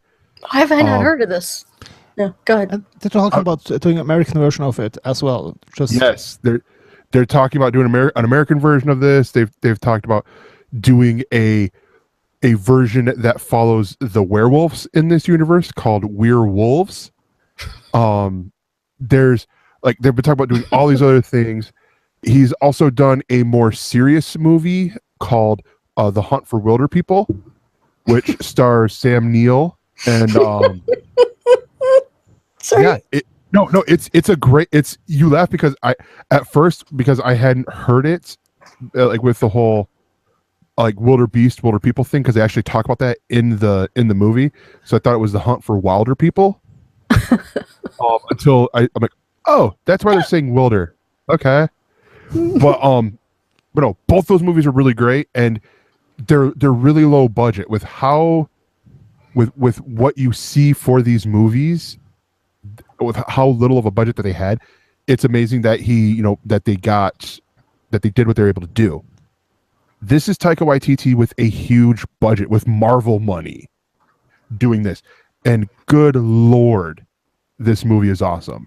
One of the things that I will point out right away that stuck out to me is the music. They have now. This is nowhere near Guardians of the Galaxy, where it's all like, I think what's 80-90% songs from the 70s, 80s, 90s, stuff like that. They use the song that goes na na. That song. That's the only song that they use. That's Led Zeppelin. Yeah, That was I can't think of the name of the song, and I couldn't think of the band. Yeah. And I don't have a great singing voice, so no, I got it right away. Yeah. And just to be completist, it's the Migrant song. Yes, that's it. That's right. Sorry. But they use that in the movie, and then everything else is done by Mark Mothersbaugh. So it's like Shrek for 3 then. No. Oh, you shut the fuck up. They use the same track there. No, it was a great moment. Yeah, they use the Immigrant song in the beginning, and then they use it a little bit at the end. But then in the middle, it's. Have you ever seen? Oh God, what's the name of that movie? Oh God, Corey talked about it like 2 years ago. Oh, it's the Mad Max type movie, but with bicycles and stuff. Whoa. Oh God, what was the With name? bicycles? Yeah, Well, it's Mad a Max. Canadian one, but it's got this similar, like soundtrack to that movie. And I was watching throughout the movie. I'm like, why does the soundtrack sound so great? Like, I'm loving it. And I saw Mark Mothersbaugh. I'm like, oh, that's why. For those of you guys who do not know who Mark Mothersbaugh is, he is one of the founding members of Devo, and he is the guy who did, at least for my childhood, did the music for Rugrats on Nickelodeon. Wow, I didn't know that. Yeah, the guys who did Devo, because I think it was like him and a couple other people. actually, I think it's him and his brother did the music for Rugrats. But I like Devo. oh yeah, and it's got this. There's humor throughout the whole thing, and it's great with how they do it because it's in Taika Waititi's style. He has a little bit drier sense of humor than most people. You'll start to see people in there that have uncredited cameos. Oh, he also, sorry, as a side, he also composed music for the Pee-wee's Playhouse. Mm-hmm. Sorry. Oh yeah. Mark Mothersbaugh has done a lot. That to me is a claim to fame. Yes. Good. But you have Turbo Kid. That was the name of the movie I was trying to think of from 2015. That it has a similar soundtrack because Corey was talking about that and how he loved it and all that. But anyways, to go back here. Oh my gosh. And the Wes Anderson films, Bottle Rocket Rushmore to Royal Tenenbaums. Oh my gosh, that makes so much sense. Okay. Sorry. Yeah. So you have this. I need to stop reading and listening and listen to you instead. Sorry, go. This is a bad podcast guest. Here's the hook. Matt Damon's in it. In an uncredited role. He plays Loki in a play. And then the best part is I recognize 2 out of the 3 because they do this play thing to close up the loop of where's Odin? Because we're all like, oh, well, Loki's been hiding as Odin and all that stuff. And he's been doing all these things to get, just to glorify his ego. And he does this play of, it's like the tragedy of Loki or something like that, where they have actors playing Thor and Loki and Odin. And I realized, because, one, he's clean shaven and stuff. I'm like, that's Matt Damon. They got Matt Damon to play a bit character in this movie. How do you like them apples? Yeah, it was great. I loved it. And then Odin came out, and I'm like, "That's Sam Neill." But that one, I'm like, that one was more like not the he got to do a bit character. Like that's one of Taika's friends coming in for the day. And I was talking with one of my friends at work, and we were trying to figure out who played actor Thor. Chris Hemsworth's brother, Liam Hemsworth. Okay. And I'm like, that's why I couldn't picture. Like I knew who it was, but I couldn't put my finger on it. I'm like, wait. He looks familiar. Like, oh, it's his little brother. That's why. But you go through. They do brilliant in here. Now, I will point out there is actually a little bit of controversy with the movie, and that is with one of the characters who. Did that character sexually harass somebody? No. It's nothing in that way. Back in the 80s. No, it's in the rights of the character. So one of the actors in here who is in a lot of Taika Waititi's stuff, she plays a character named Topaz. Mm-hmm. The problem with this character is, to get into the Corey side of things, Topaz is not owned solely by Marvel. Topaz was in an imprint not an imprint, it was in another comic book publisher that was more like Image, where it was creator owned.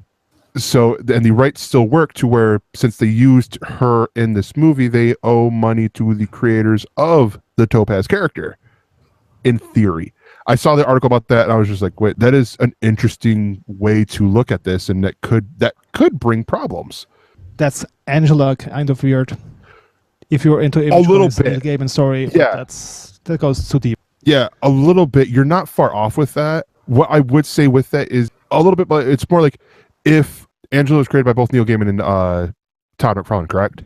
Just Neil Gaiman. Just Neil Gaiman. It was in Spawn, but there was some ruckus between who has rights, because, and how, and why. Yeah, it would sort of be like if every time Marvel used Angela, or actually no, every time that Todd McFarlane used Angela in Spawn, he owed Neil Gaiman money. That's sort of the situation we have here with the whole Topaz thing. But it was just one of these that I was like, that's actually really interesting to see and to to think about. That it's sort of like, wait, what's going on here? But overall, honestly, I love this movie. The Stan Lee cameo is great. It's right there in the middle of the movie, so you're not sitting there worried like, well, where's Stan Lee?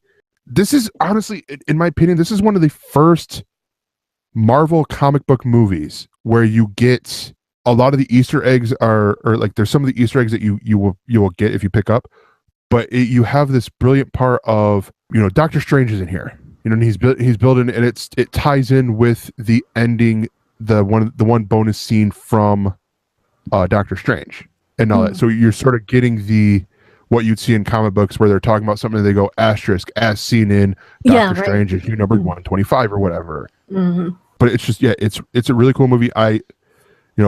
If you love any of the things, any of the Marvel stuff, go see it. If you love Taika Waititi's stuff that he's done, go see this. It is so good, and it's they're sticking true to the character, and there's not much more I can say. I'm just going around in circles now. No, it's good to hear that you've thought so much of it. I've been hearing only good things about it, so I kind of regret not making it out there this morning.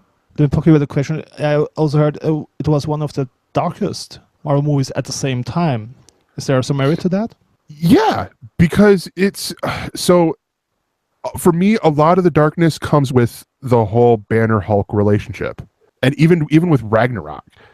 Because for those of you guys who do not know what Ragnarok is, in Norse mythology, this is the time when hell freezes over, all this stuff, basically, Asgard is destroyed, sort of deal. So that's what they're facing here in the comics, and you have this really touching moment.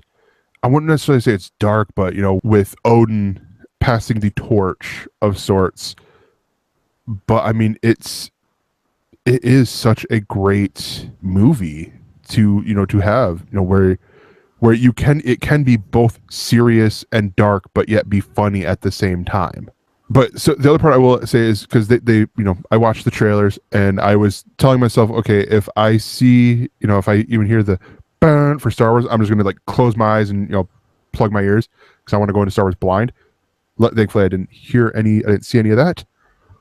But the trailers I saw were amazing. The Justice League trailer, I'm wanting it to be 3 weeks from now to where the Justice League comes out, because the trailers have been slowly building to where it's where I don't think I've seen too much of the movie, but yet I'm sold on the movie now. They showed a trailer, I think it was one of the first full-length trailers for Black Panther. Good God, that movie looks great. I do not think that Black Panther is going to be the weak link in the chain for these movies. Power to the people. Yeah. I mean, it is. Marvel's doing these great little things to hint at the comics and what they're doing now. So much so that when Black Panther comes out, I sort of want to see a special thanks to Ta-Nehisi Coates, who is the Black Panther writer in the comic books right now. There's a line in Thor Ragnarok that Bruce Banner gives of, he felt like there's 2 years that have passed between Civil War and Ragnarok. And they explain, what Thor had been doing and all that. And then they get to Banner's side because, how did the Hulk end up on Sakaar? This bet, for the Contest of Champions with the Grandmaster and all that stuff. And he then realizes once, that he's been the Hulk for 2 years straight. He's never done that. As he put it, both of them are driving the car at the same time. They're fighting over control of the car. Well, this time it was like Hulk is driving the car, he's locked in the trunk, sort of deal.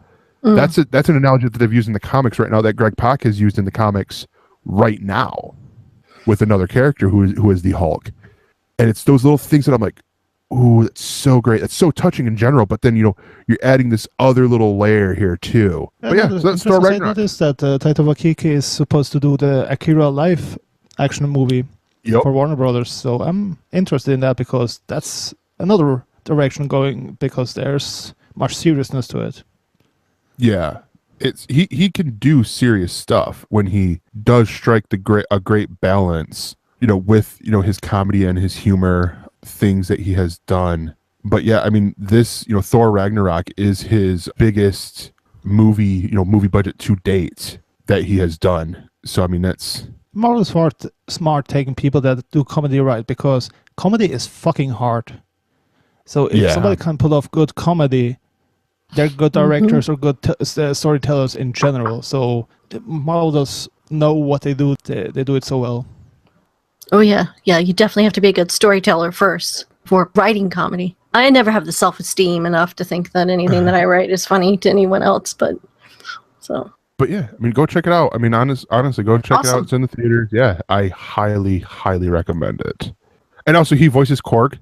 So the other thing that I noticed with his, and this is just last little aside thing, with his previous 2 movies that I'd seen, he always has as one of his mainstays is the actress Rachel House, who I was talking about, who plays Topaz, but also has Rhys Darby. For a second, I'm like, there was this one split second where I'm like, Taika voices Korg in here, one of the characters. Just great comedic relief character. Oh, hey, this is my friend Doug. Sort of deal. In my horrible New Zealand accent.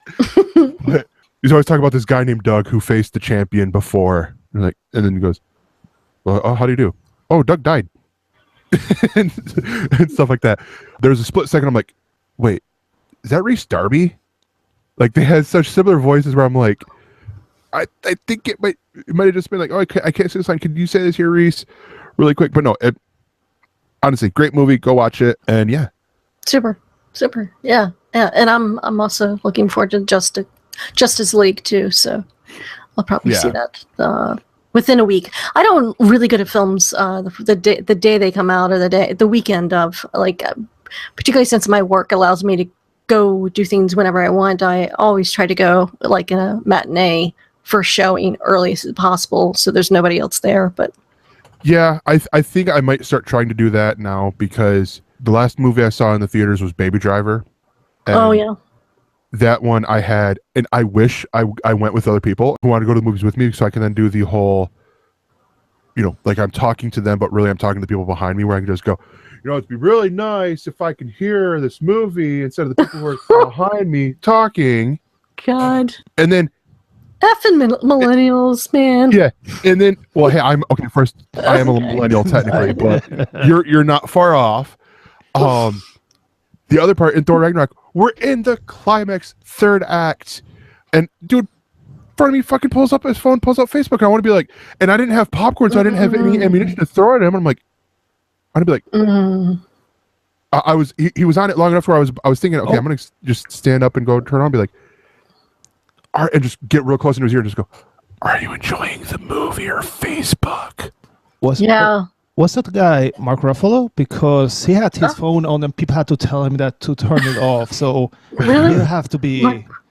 I wish it was there. Mark Ruffalo. But, I understand, because I wear a smartwatch, and I was scratching my head, so I was always conscious, like that, like like people behind me, like, he's showing us what time it is and stuff like that. When but I it's never, I'm like, there's a difference between you turn on the phone, check doing the time. that. Yeah, no, it's terrible. Yeah, checking the time versus scrolling through, watching a video that's muted. Yeah. Difference. That's the difference. That's where I wanted to be like, again, just go around and just be like, and then pray he doesn't punch me in the face, because I'm like, I get like right here, right in his ears, just be like, are you enjoying your movie? Yeah, I used to be a projectionist for a long time, in college, and so I built a lot of prints and would screen them, and that's how I watched everything. And if there was a film that was playing across town that wasn't playing at my theater, we were all friends with the other projectionists, and so we would all come and watch whatever film, And so it would be, 2:00 in the morning on a Thursday night, the night before it came out. And so that really spoiled me in theater watching, because I either want to sit in that theater by myself, or just know that the only other people in there are people who respect film and know how to behave or not behave depending on the film. Yeah. So I mean, it's, again, I go back to it. There is a time and place for it. If this was, if this is his, and I hope he's listening. Rocky Horror Picture Show, go crazy.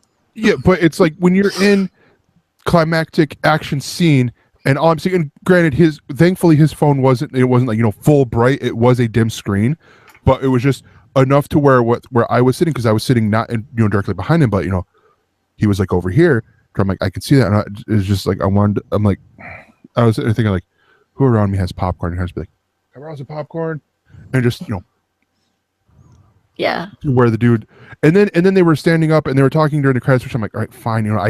That's me having to get to allow that, because we're waiting for the other end credit scene, and they're sitting there talking, but they're standing over here, and I'm like, there's probably wants to be like, did you enjoy your Facebook session when you were watching the movie, asshole? But then the Canadian polite side of me comes out and just I'm like I have to squash. It would have been rage.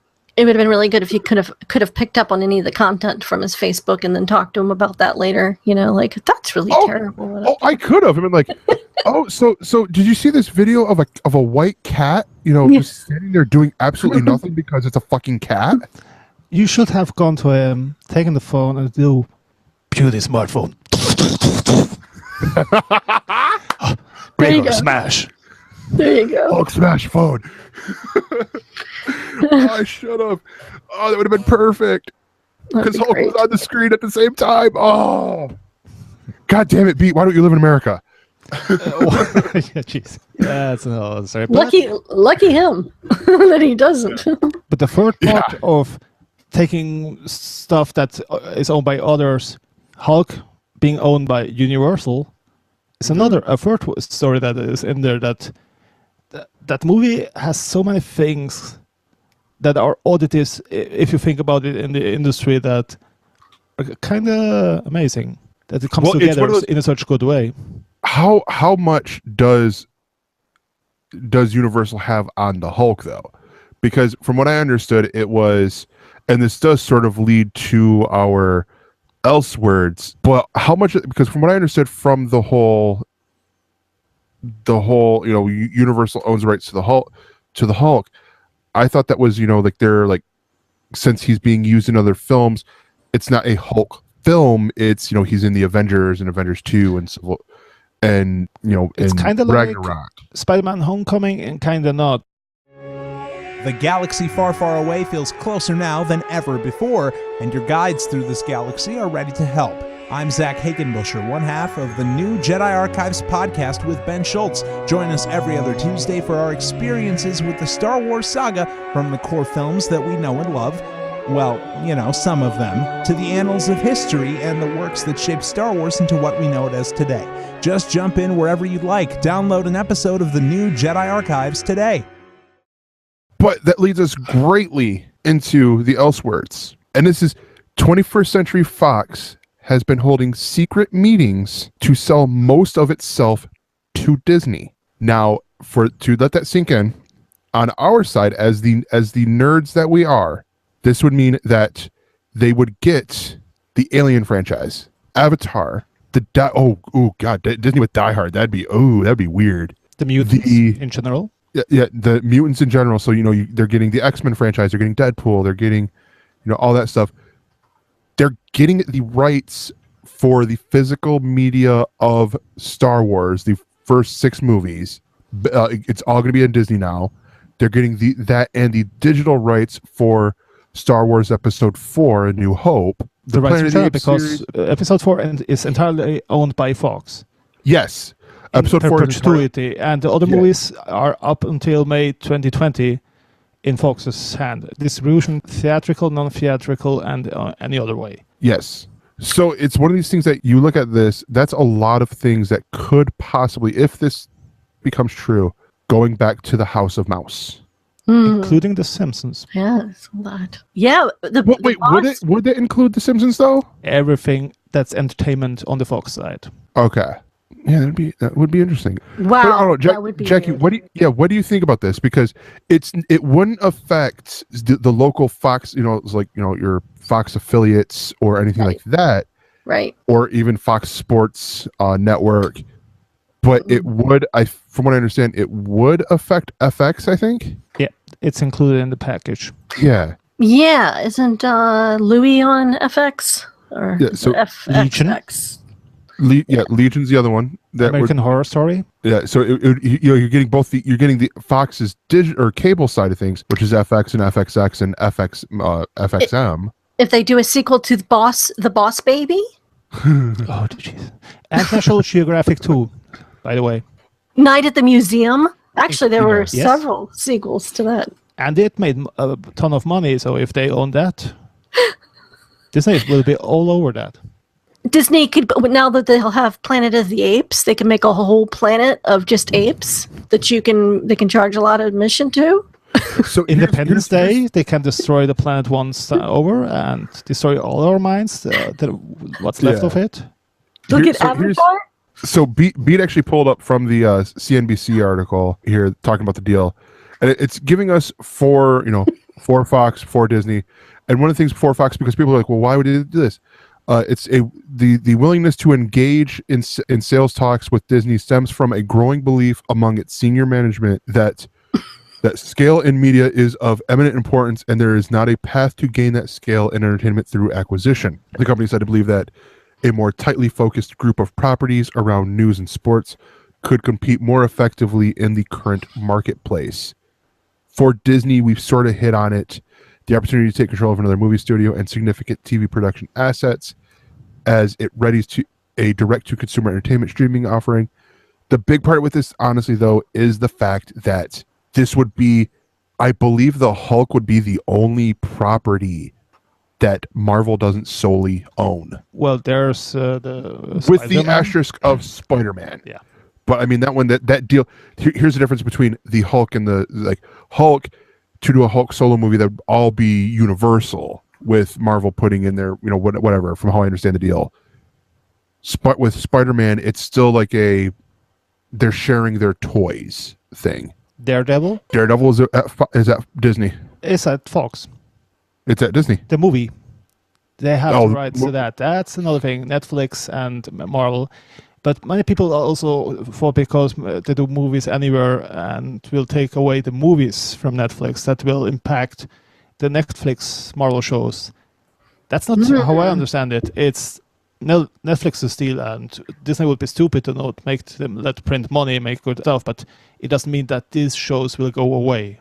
It's just the movies so far. Yeah. And it's to where I look at this as which I find funny that the Wikipedia part doesn't have the Fantastic Four in these subcategories for 20th Century Fox franchises. Because everybody tries to erase it from their minds. That's internet for you. No, there's also the Maze Runners missing there and other franchises. I don't know what Wikipedia is up to or not, but one of the things is also the Kingsman from Millar.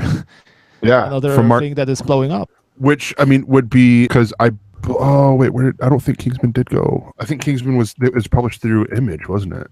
But no, I mean, honestly, I look at this and I think this is great. I think this is, if this happens, I believe they both have cited the use of the fact that, Netflix and Amazon are scaring them in a matter of speaking. And others, YouTube, Facebook as well. So they were really realistic about the outcome of the next years.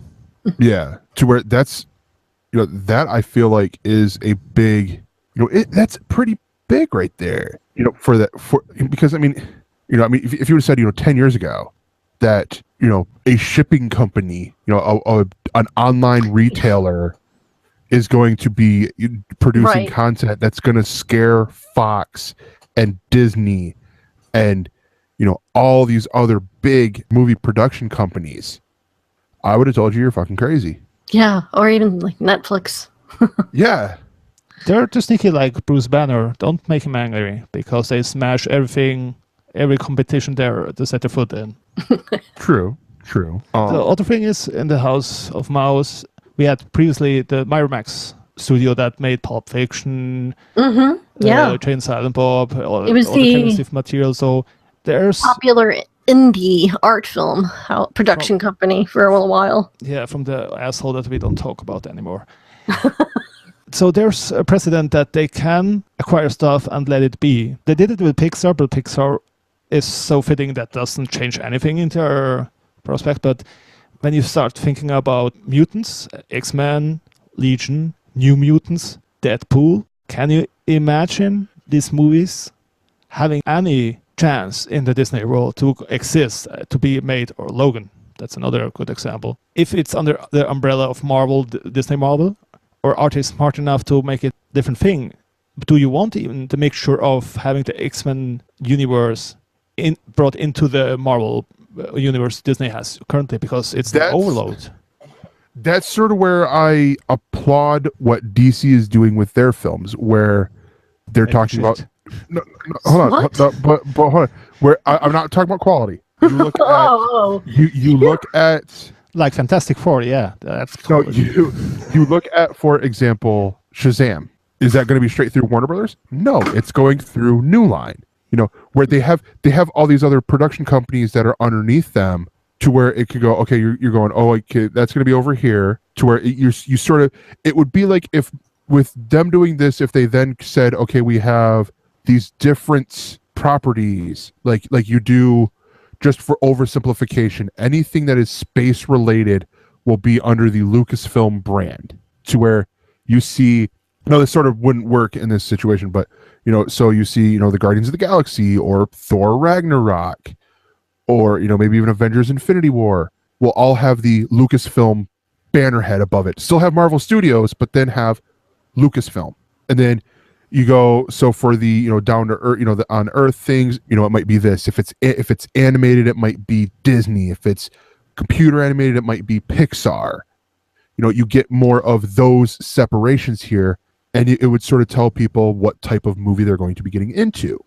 I mean, it's sort of because they sort of in a way have already practiced this.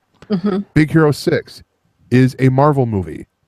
It doesn't have the the flipping opening cinematic, but it's based off of a Marvel property. Do you expect Bay showing up in the Guardians of the Galaxy or in the Avengers movie? I mean, You think the ordinary people, not being demeaning to them, going into a Marvel movie, not thinking that should be related? That if the Avengers are in trouble, why not call the X-Men? Why is Deadpool making jokes about the X-Men and other properties of Marvel, but he's included in? You think Disney wants to, or Marvel, break that up in different segments? I don't think Marvel would. I think Disney would. Because Lucasfilm, as you said, I have no idea. Sounds good. But then think about Kathleen Kennedy and her impact on the whole thing. True, but I was only using that as an example. So they would probably break it up into, with Fox, split that up into other, sub companies, rename it a la the Google's now Alphabet thing, to where, it's still the same company, but they just changed their top name, their overarching thing, and then they renamed all these other little sub companies to prevent that it's going to be broken up by the EU. That's another case. Yeah, that's besides the point. you're getting into the why they did it, trying to hide their money and all that fun stuff. I'm looking at it more as how they're how DC's doing their stuff, where it's not all from Warner Brothers. It's they're using New Line and I believe Legendary for some of their other films that wouldn't be the straight cookie cutter superhero movies that they've been trying to do and all that. So it's one of these things, like if you have a more experimental character from the Marvel universe, and I'm gonna include the X-Men in here, so I'm gonna include Deadpool, because where he wouldn't necessarily be experimental, because it's proven when you look at his movie to bring him in with the other ones. Yes, it would be a little bit more riskier. I feel like it would be with Deadpool, it would be funnier because you still have him, you could still have him break the fourth wall and stuff, but it's just he then gets censored and stuff like that. So he's like, wait, why am I getting censored? And all that. And then just be like, what do you focus? You get Peter Quill going, will you focus? Which is ironic right there. Yeah, but the Gambit and other characters, you think Disney will launch them as Fox would because they are getting into risk more than Disney ever would? As solo projects, probably not. But to bring them in with the X-23 movie, the Laura movie we talked last week about. Yeah, with other X-Men movies, getting away from the Jean Grey, Scott Summers, Wolverine, Beast, X-Men, and getting into some of the other X-Men that have, graced the halls of Xavier's School for the Gifted Youngsters. I think you could have something there. You could get, you could bring in, the magics of the Marvel or of the X-Men universe and all this, and be successful, and then and keep Channing Tatum as Gambit, and then if it really takes off, then do your Gambit movie that he's been wanting to do for however long he's been wanting to do it. Jackie mentioned earlier also indie movies. Fox had a sub-label, Fox Searchlight. Searchlight. Mm-hmm. Yep. Things like that I worry more about, to be honest. That's the things that we could lose some Yes, yeah. Plain old movie, not a comic book movie, not 10th Poe movie, not Uber Mega movies, just a straight up movie. There's Now- occasional independent films that someone catches at a film festival somewhere that they want to promote into those big companies like that follow under that umbrella of big major studio independent art films. Yeah, it's gonna be they'll definitely. But even with that though, I don't find it. I'm not that worried about it because they leave Fox Searchlight alone, or they call it they just call it Searchlight or something like that. Yeah. And it's kept the same way that it is, where it's independent. Will they keep it or just shove it? No, that would be because Does it make sense for Disney to have such a small label that makes so small box movies? Because Disney doesn't do that. They are into big movies. That's Disney competing with Amazon on that movie front. I'm including my favorite movie of the year, The Big Sick, in that. That would have been, if that wasn't an Amazon Studios project, that would have been a Fox Searchlight project. But Amazon itself wants to be the next HBO, the next big movie studio. So that's also a contradiction to that, what you just said. But they're wanting to be a big TV studio with that. The movies are certain. They want to be everything to everyone. But let's be honest. They like Jackie's saying, they're wanting to be everything to everyone, and all, which is true. But I look at this and I go, like, the Fox Searchlight, that's going to compete more with Netflix, or not Netflix, with Amazon, because Amazon hasn't really produced a big budget movie. They've all been, if you look at Manchester by the Sea, that's a drama right there. That is a independent drama, that had, the right producers behind it with Matt Damon and other people at Amazon and stuff like that. And you look at this, Casey like Affleck, with Casey Affleck, you look at The Big Sick. It wasn't published, or it wasn't publicized as from the guy from starring the guy from Silicon Valley and all the little bit parts on Portlandia. It was billed as from the producer of Knocked Up and The 40-Year-Old Virgin and stuff like that. It was billed as being a production from Judd Apatow. Not even from the director, from Michael Showalter. It was built. They built it as a project from Judd Apatow. That to me doesn't scream big budget, tentpole. That screams indie. Because you see that a lot of times. Where these producers like Quentin Tarantino will produce this indie, action movie or something like that. Another Miramax prodigy. Yeah. No, but would you say then Disney would make such movies to compete with Amazon on the award-only reason for grounds? Oh yeah, Disney definitely. Going out for their awards as if they need some because Pixar and other houses don't deliver them yearly. I'm just not okay. Amazon is there, but then you can hand it all to Amazon. It's like bookstores and everything. Say okay, give out. Let Amazon do it, and then they are the only ones, the only operators of that thing. I worry about a homogenization of the whole industry in a way that we get big, pretty movies, but it's all calculated. How many times I already feel like that's already the case. So it's nothing surprises me anymore. Nothing concerns me when it comes to Hollywood entertainment, unfortunately. But how many times has, and I'm on Wikipedia to find this, has Pixar been nominated and or won Best Picture? Every time, except The Good Dinosaur. Well, it was No. Best Picture, not Best Animation. I hear you. Best Picture. That's the thing. That's the thing what I'm getting at with the Academy Awards part. Well, the Academy that's a thing for itself because they have categories they made, but so they get Oscars to things like animation. They have their own segment, so they don't have to have that discussion with real actors saying, "Okay, I'm sorry, Leonardo DiCaprio," or "Sorry, you don't get the best movie picture or the best Nolan stuff or Fincher, whatever you want to have. We gave it to the animated mouse, to the animated cars. We gave it to the How to Train Your Dragons and stuff like that." You want to tell me that the Academy and SAG and every other party involved would let that through? But still, that's what I'm getting at. is you just said they don't get enough awards, which, trust me, they got plenty of awards with just Pixar. They've got No, I was kidding. That was sarcasm. Yeah. Well, sorry. I mean, they had something like 200 awards with that, or actually, hold on, total of wins and nominations across the board, not even just to the Academy. 378 awards and 772 nominations. But I feel like if they were to get the Searchlight stuff, then they're getting more of the Oscar bait movies, the Best Picture movies, because I hate to say it, as a big Marvel fan, and DC and all this, you're not seeing these superhero movies up there for Best Picture. To be fair, the only thing that the common person cares about when it comes to the awards is Best Director, Best Picture, Best Actor in a leading role, Best Female Actor, and I'll even throw in the supporting actor and actresses in that category, in that as well. Yeah. Everything else they don't care. The person who wins it gets 30 seconds to say their piece, and then they're getting played off, and they're trying to hurry up and finish up their speech.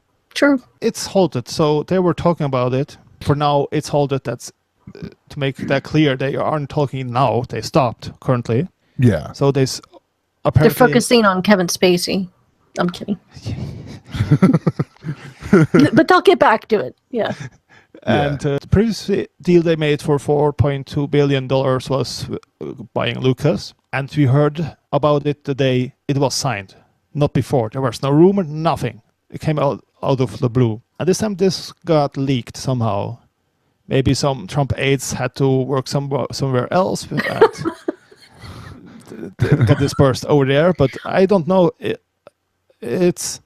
Or the dude that worked for Twitter last Saturday. Now, and moved over to... I watched on NASDAQ on the Bloomberg side, and Fox went up to almost 3%. So they made a good buck with that alone, just that notion. Yeah, Fox did. Disney had an uptick, but not as much. Yeah, I'm looking right now through. This is just me as an aside. Oh, there it is. And the big elephant in the room, blue elephant we didn't talk about, was Avatar. The single most profitable movie ever. $2.78 billion. I mentioned it. And now we got 4 more. Yay. What the fuck, Cameron? Yeah, I mean, I look at this honestly, and like I'm looking at the Pixar thing right now, and I think there's so far I've only seen 2 Academy Award nominations for Best Picture for Pixar. Just as an aside, and I'm into Monsters University. I'm going through, have it sorted weird. Yeah, I got down to Finding Nemo, which won Best Animated Film, but yeah. But no, I mean, honestly, if this happens, I wouldn't hate it. I wouldn't hate the fact that this happened. You get new Fantastic Four comics because Smallwood and Blue Ball Fox with not making comics about that anymore and stuff like that. Yeah. Yeah, I mean, it's. That honestly would depend on who the writing team, the writing art team is, because I mean there are series that I should love, but I don't like the writing team on there, and stuff like that. So but yeah, I mean, what I'm more excited for is if this does happen. Going back to the sticking with the superhero stuff, is we would get, for example, an Old Man Logan, in which we get Hawkeye. We get, where he's, in theory, fighting the Hulk, fighting Maestro, and all that. We get, closer to what you see in the comics and all that. Because that works so well for all people involved, for the readers, because you have to buy everything and see everything, that you get every hint, and then you have to retcon the whole thing every 10 or whatever years, because shit doesn't add up. And Whoa. Hold up. When did Corey move to Switzerland? I have to stand in for him, and we agree on many things, so I don't have to comment many times when he does his thing. But no, it's what it is. And the other thing I was worried more is like we don't get Legion, or not in that way, New Mutants and other shows that I prefer more than seeing the movies. Yeah. The TV shows is where it's at currently. For me. Oh yeah, definitely. I honestly look at it more this way. We will not be limited by who owns the right to which character with this, if this were to go through. It's more of a, what story do we want to tell and who do we want to put in it? Yeah, but Warner Bros. Owning all the rights to their characters didn't work out well for them, so that doesn't say anything. That's besides that's something different. I mean, here, you've got the proven track record of Marvel doing it with these select few toys. Now let's give them the whole toy box and see what they can do. Like Dark Helmet. Didn't you play with my toys? All right. Well, before we go, Jackie, what do you want to plug? What do you want to promote? And talk about that. Talk about yourself. Yeah. Third deal. Oh, this should be easy for me, right? Yeah, actually, I'm doing some claymation stuff. I keep saying that, and then it never happens. But it happens, but it's just one frame at a time, so it takes a really long time. Yeah, particularly if you're writing the story, creating the puppets, and learning how to use the software, and blah, blah, blah. But I had a very busy personal life summer, which is now officially over, and I'm focusing all my energy and efforts into it now. So definitely by the end of the year, I'll have something out. If you want sneak peeks to what I'm doing, I will be live streaming on Twitch a few days a week. I don't really have a set schedule yet, but it's twitch.tv/Jackie Hern. And of course, you got my YouTube if you want to watch terrible sock puppet videos. And that's youtube.com/Jackie Hern. Or just go to JackieHern.com. At Jackie Hern81 on Twitter. And for sport education, when we get back, what's cooking?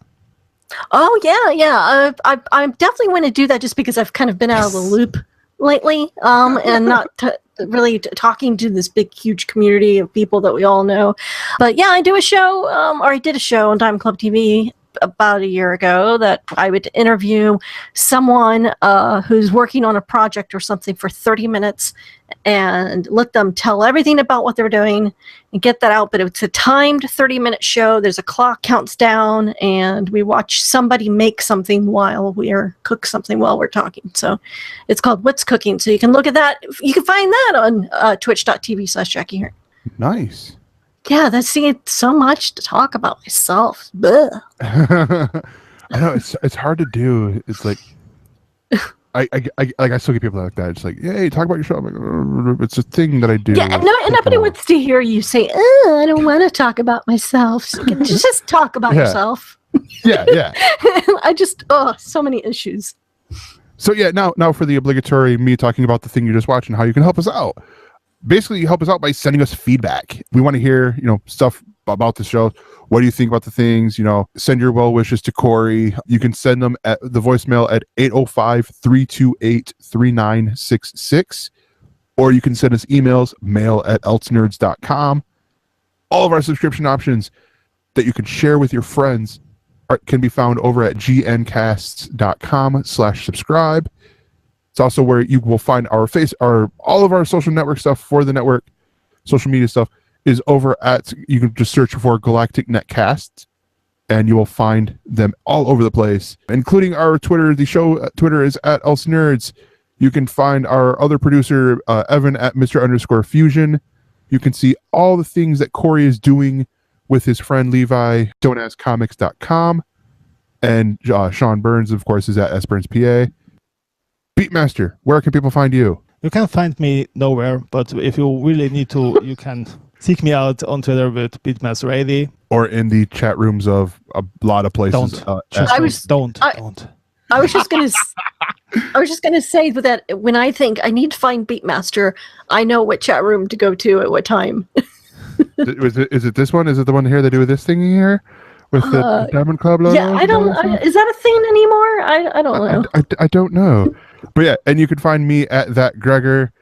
And the final thing to be said is this has been a Don't Tell Glenn production. We will see you next week. Or else. Bye.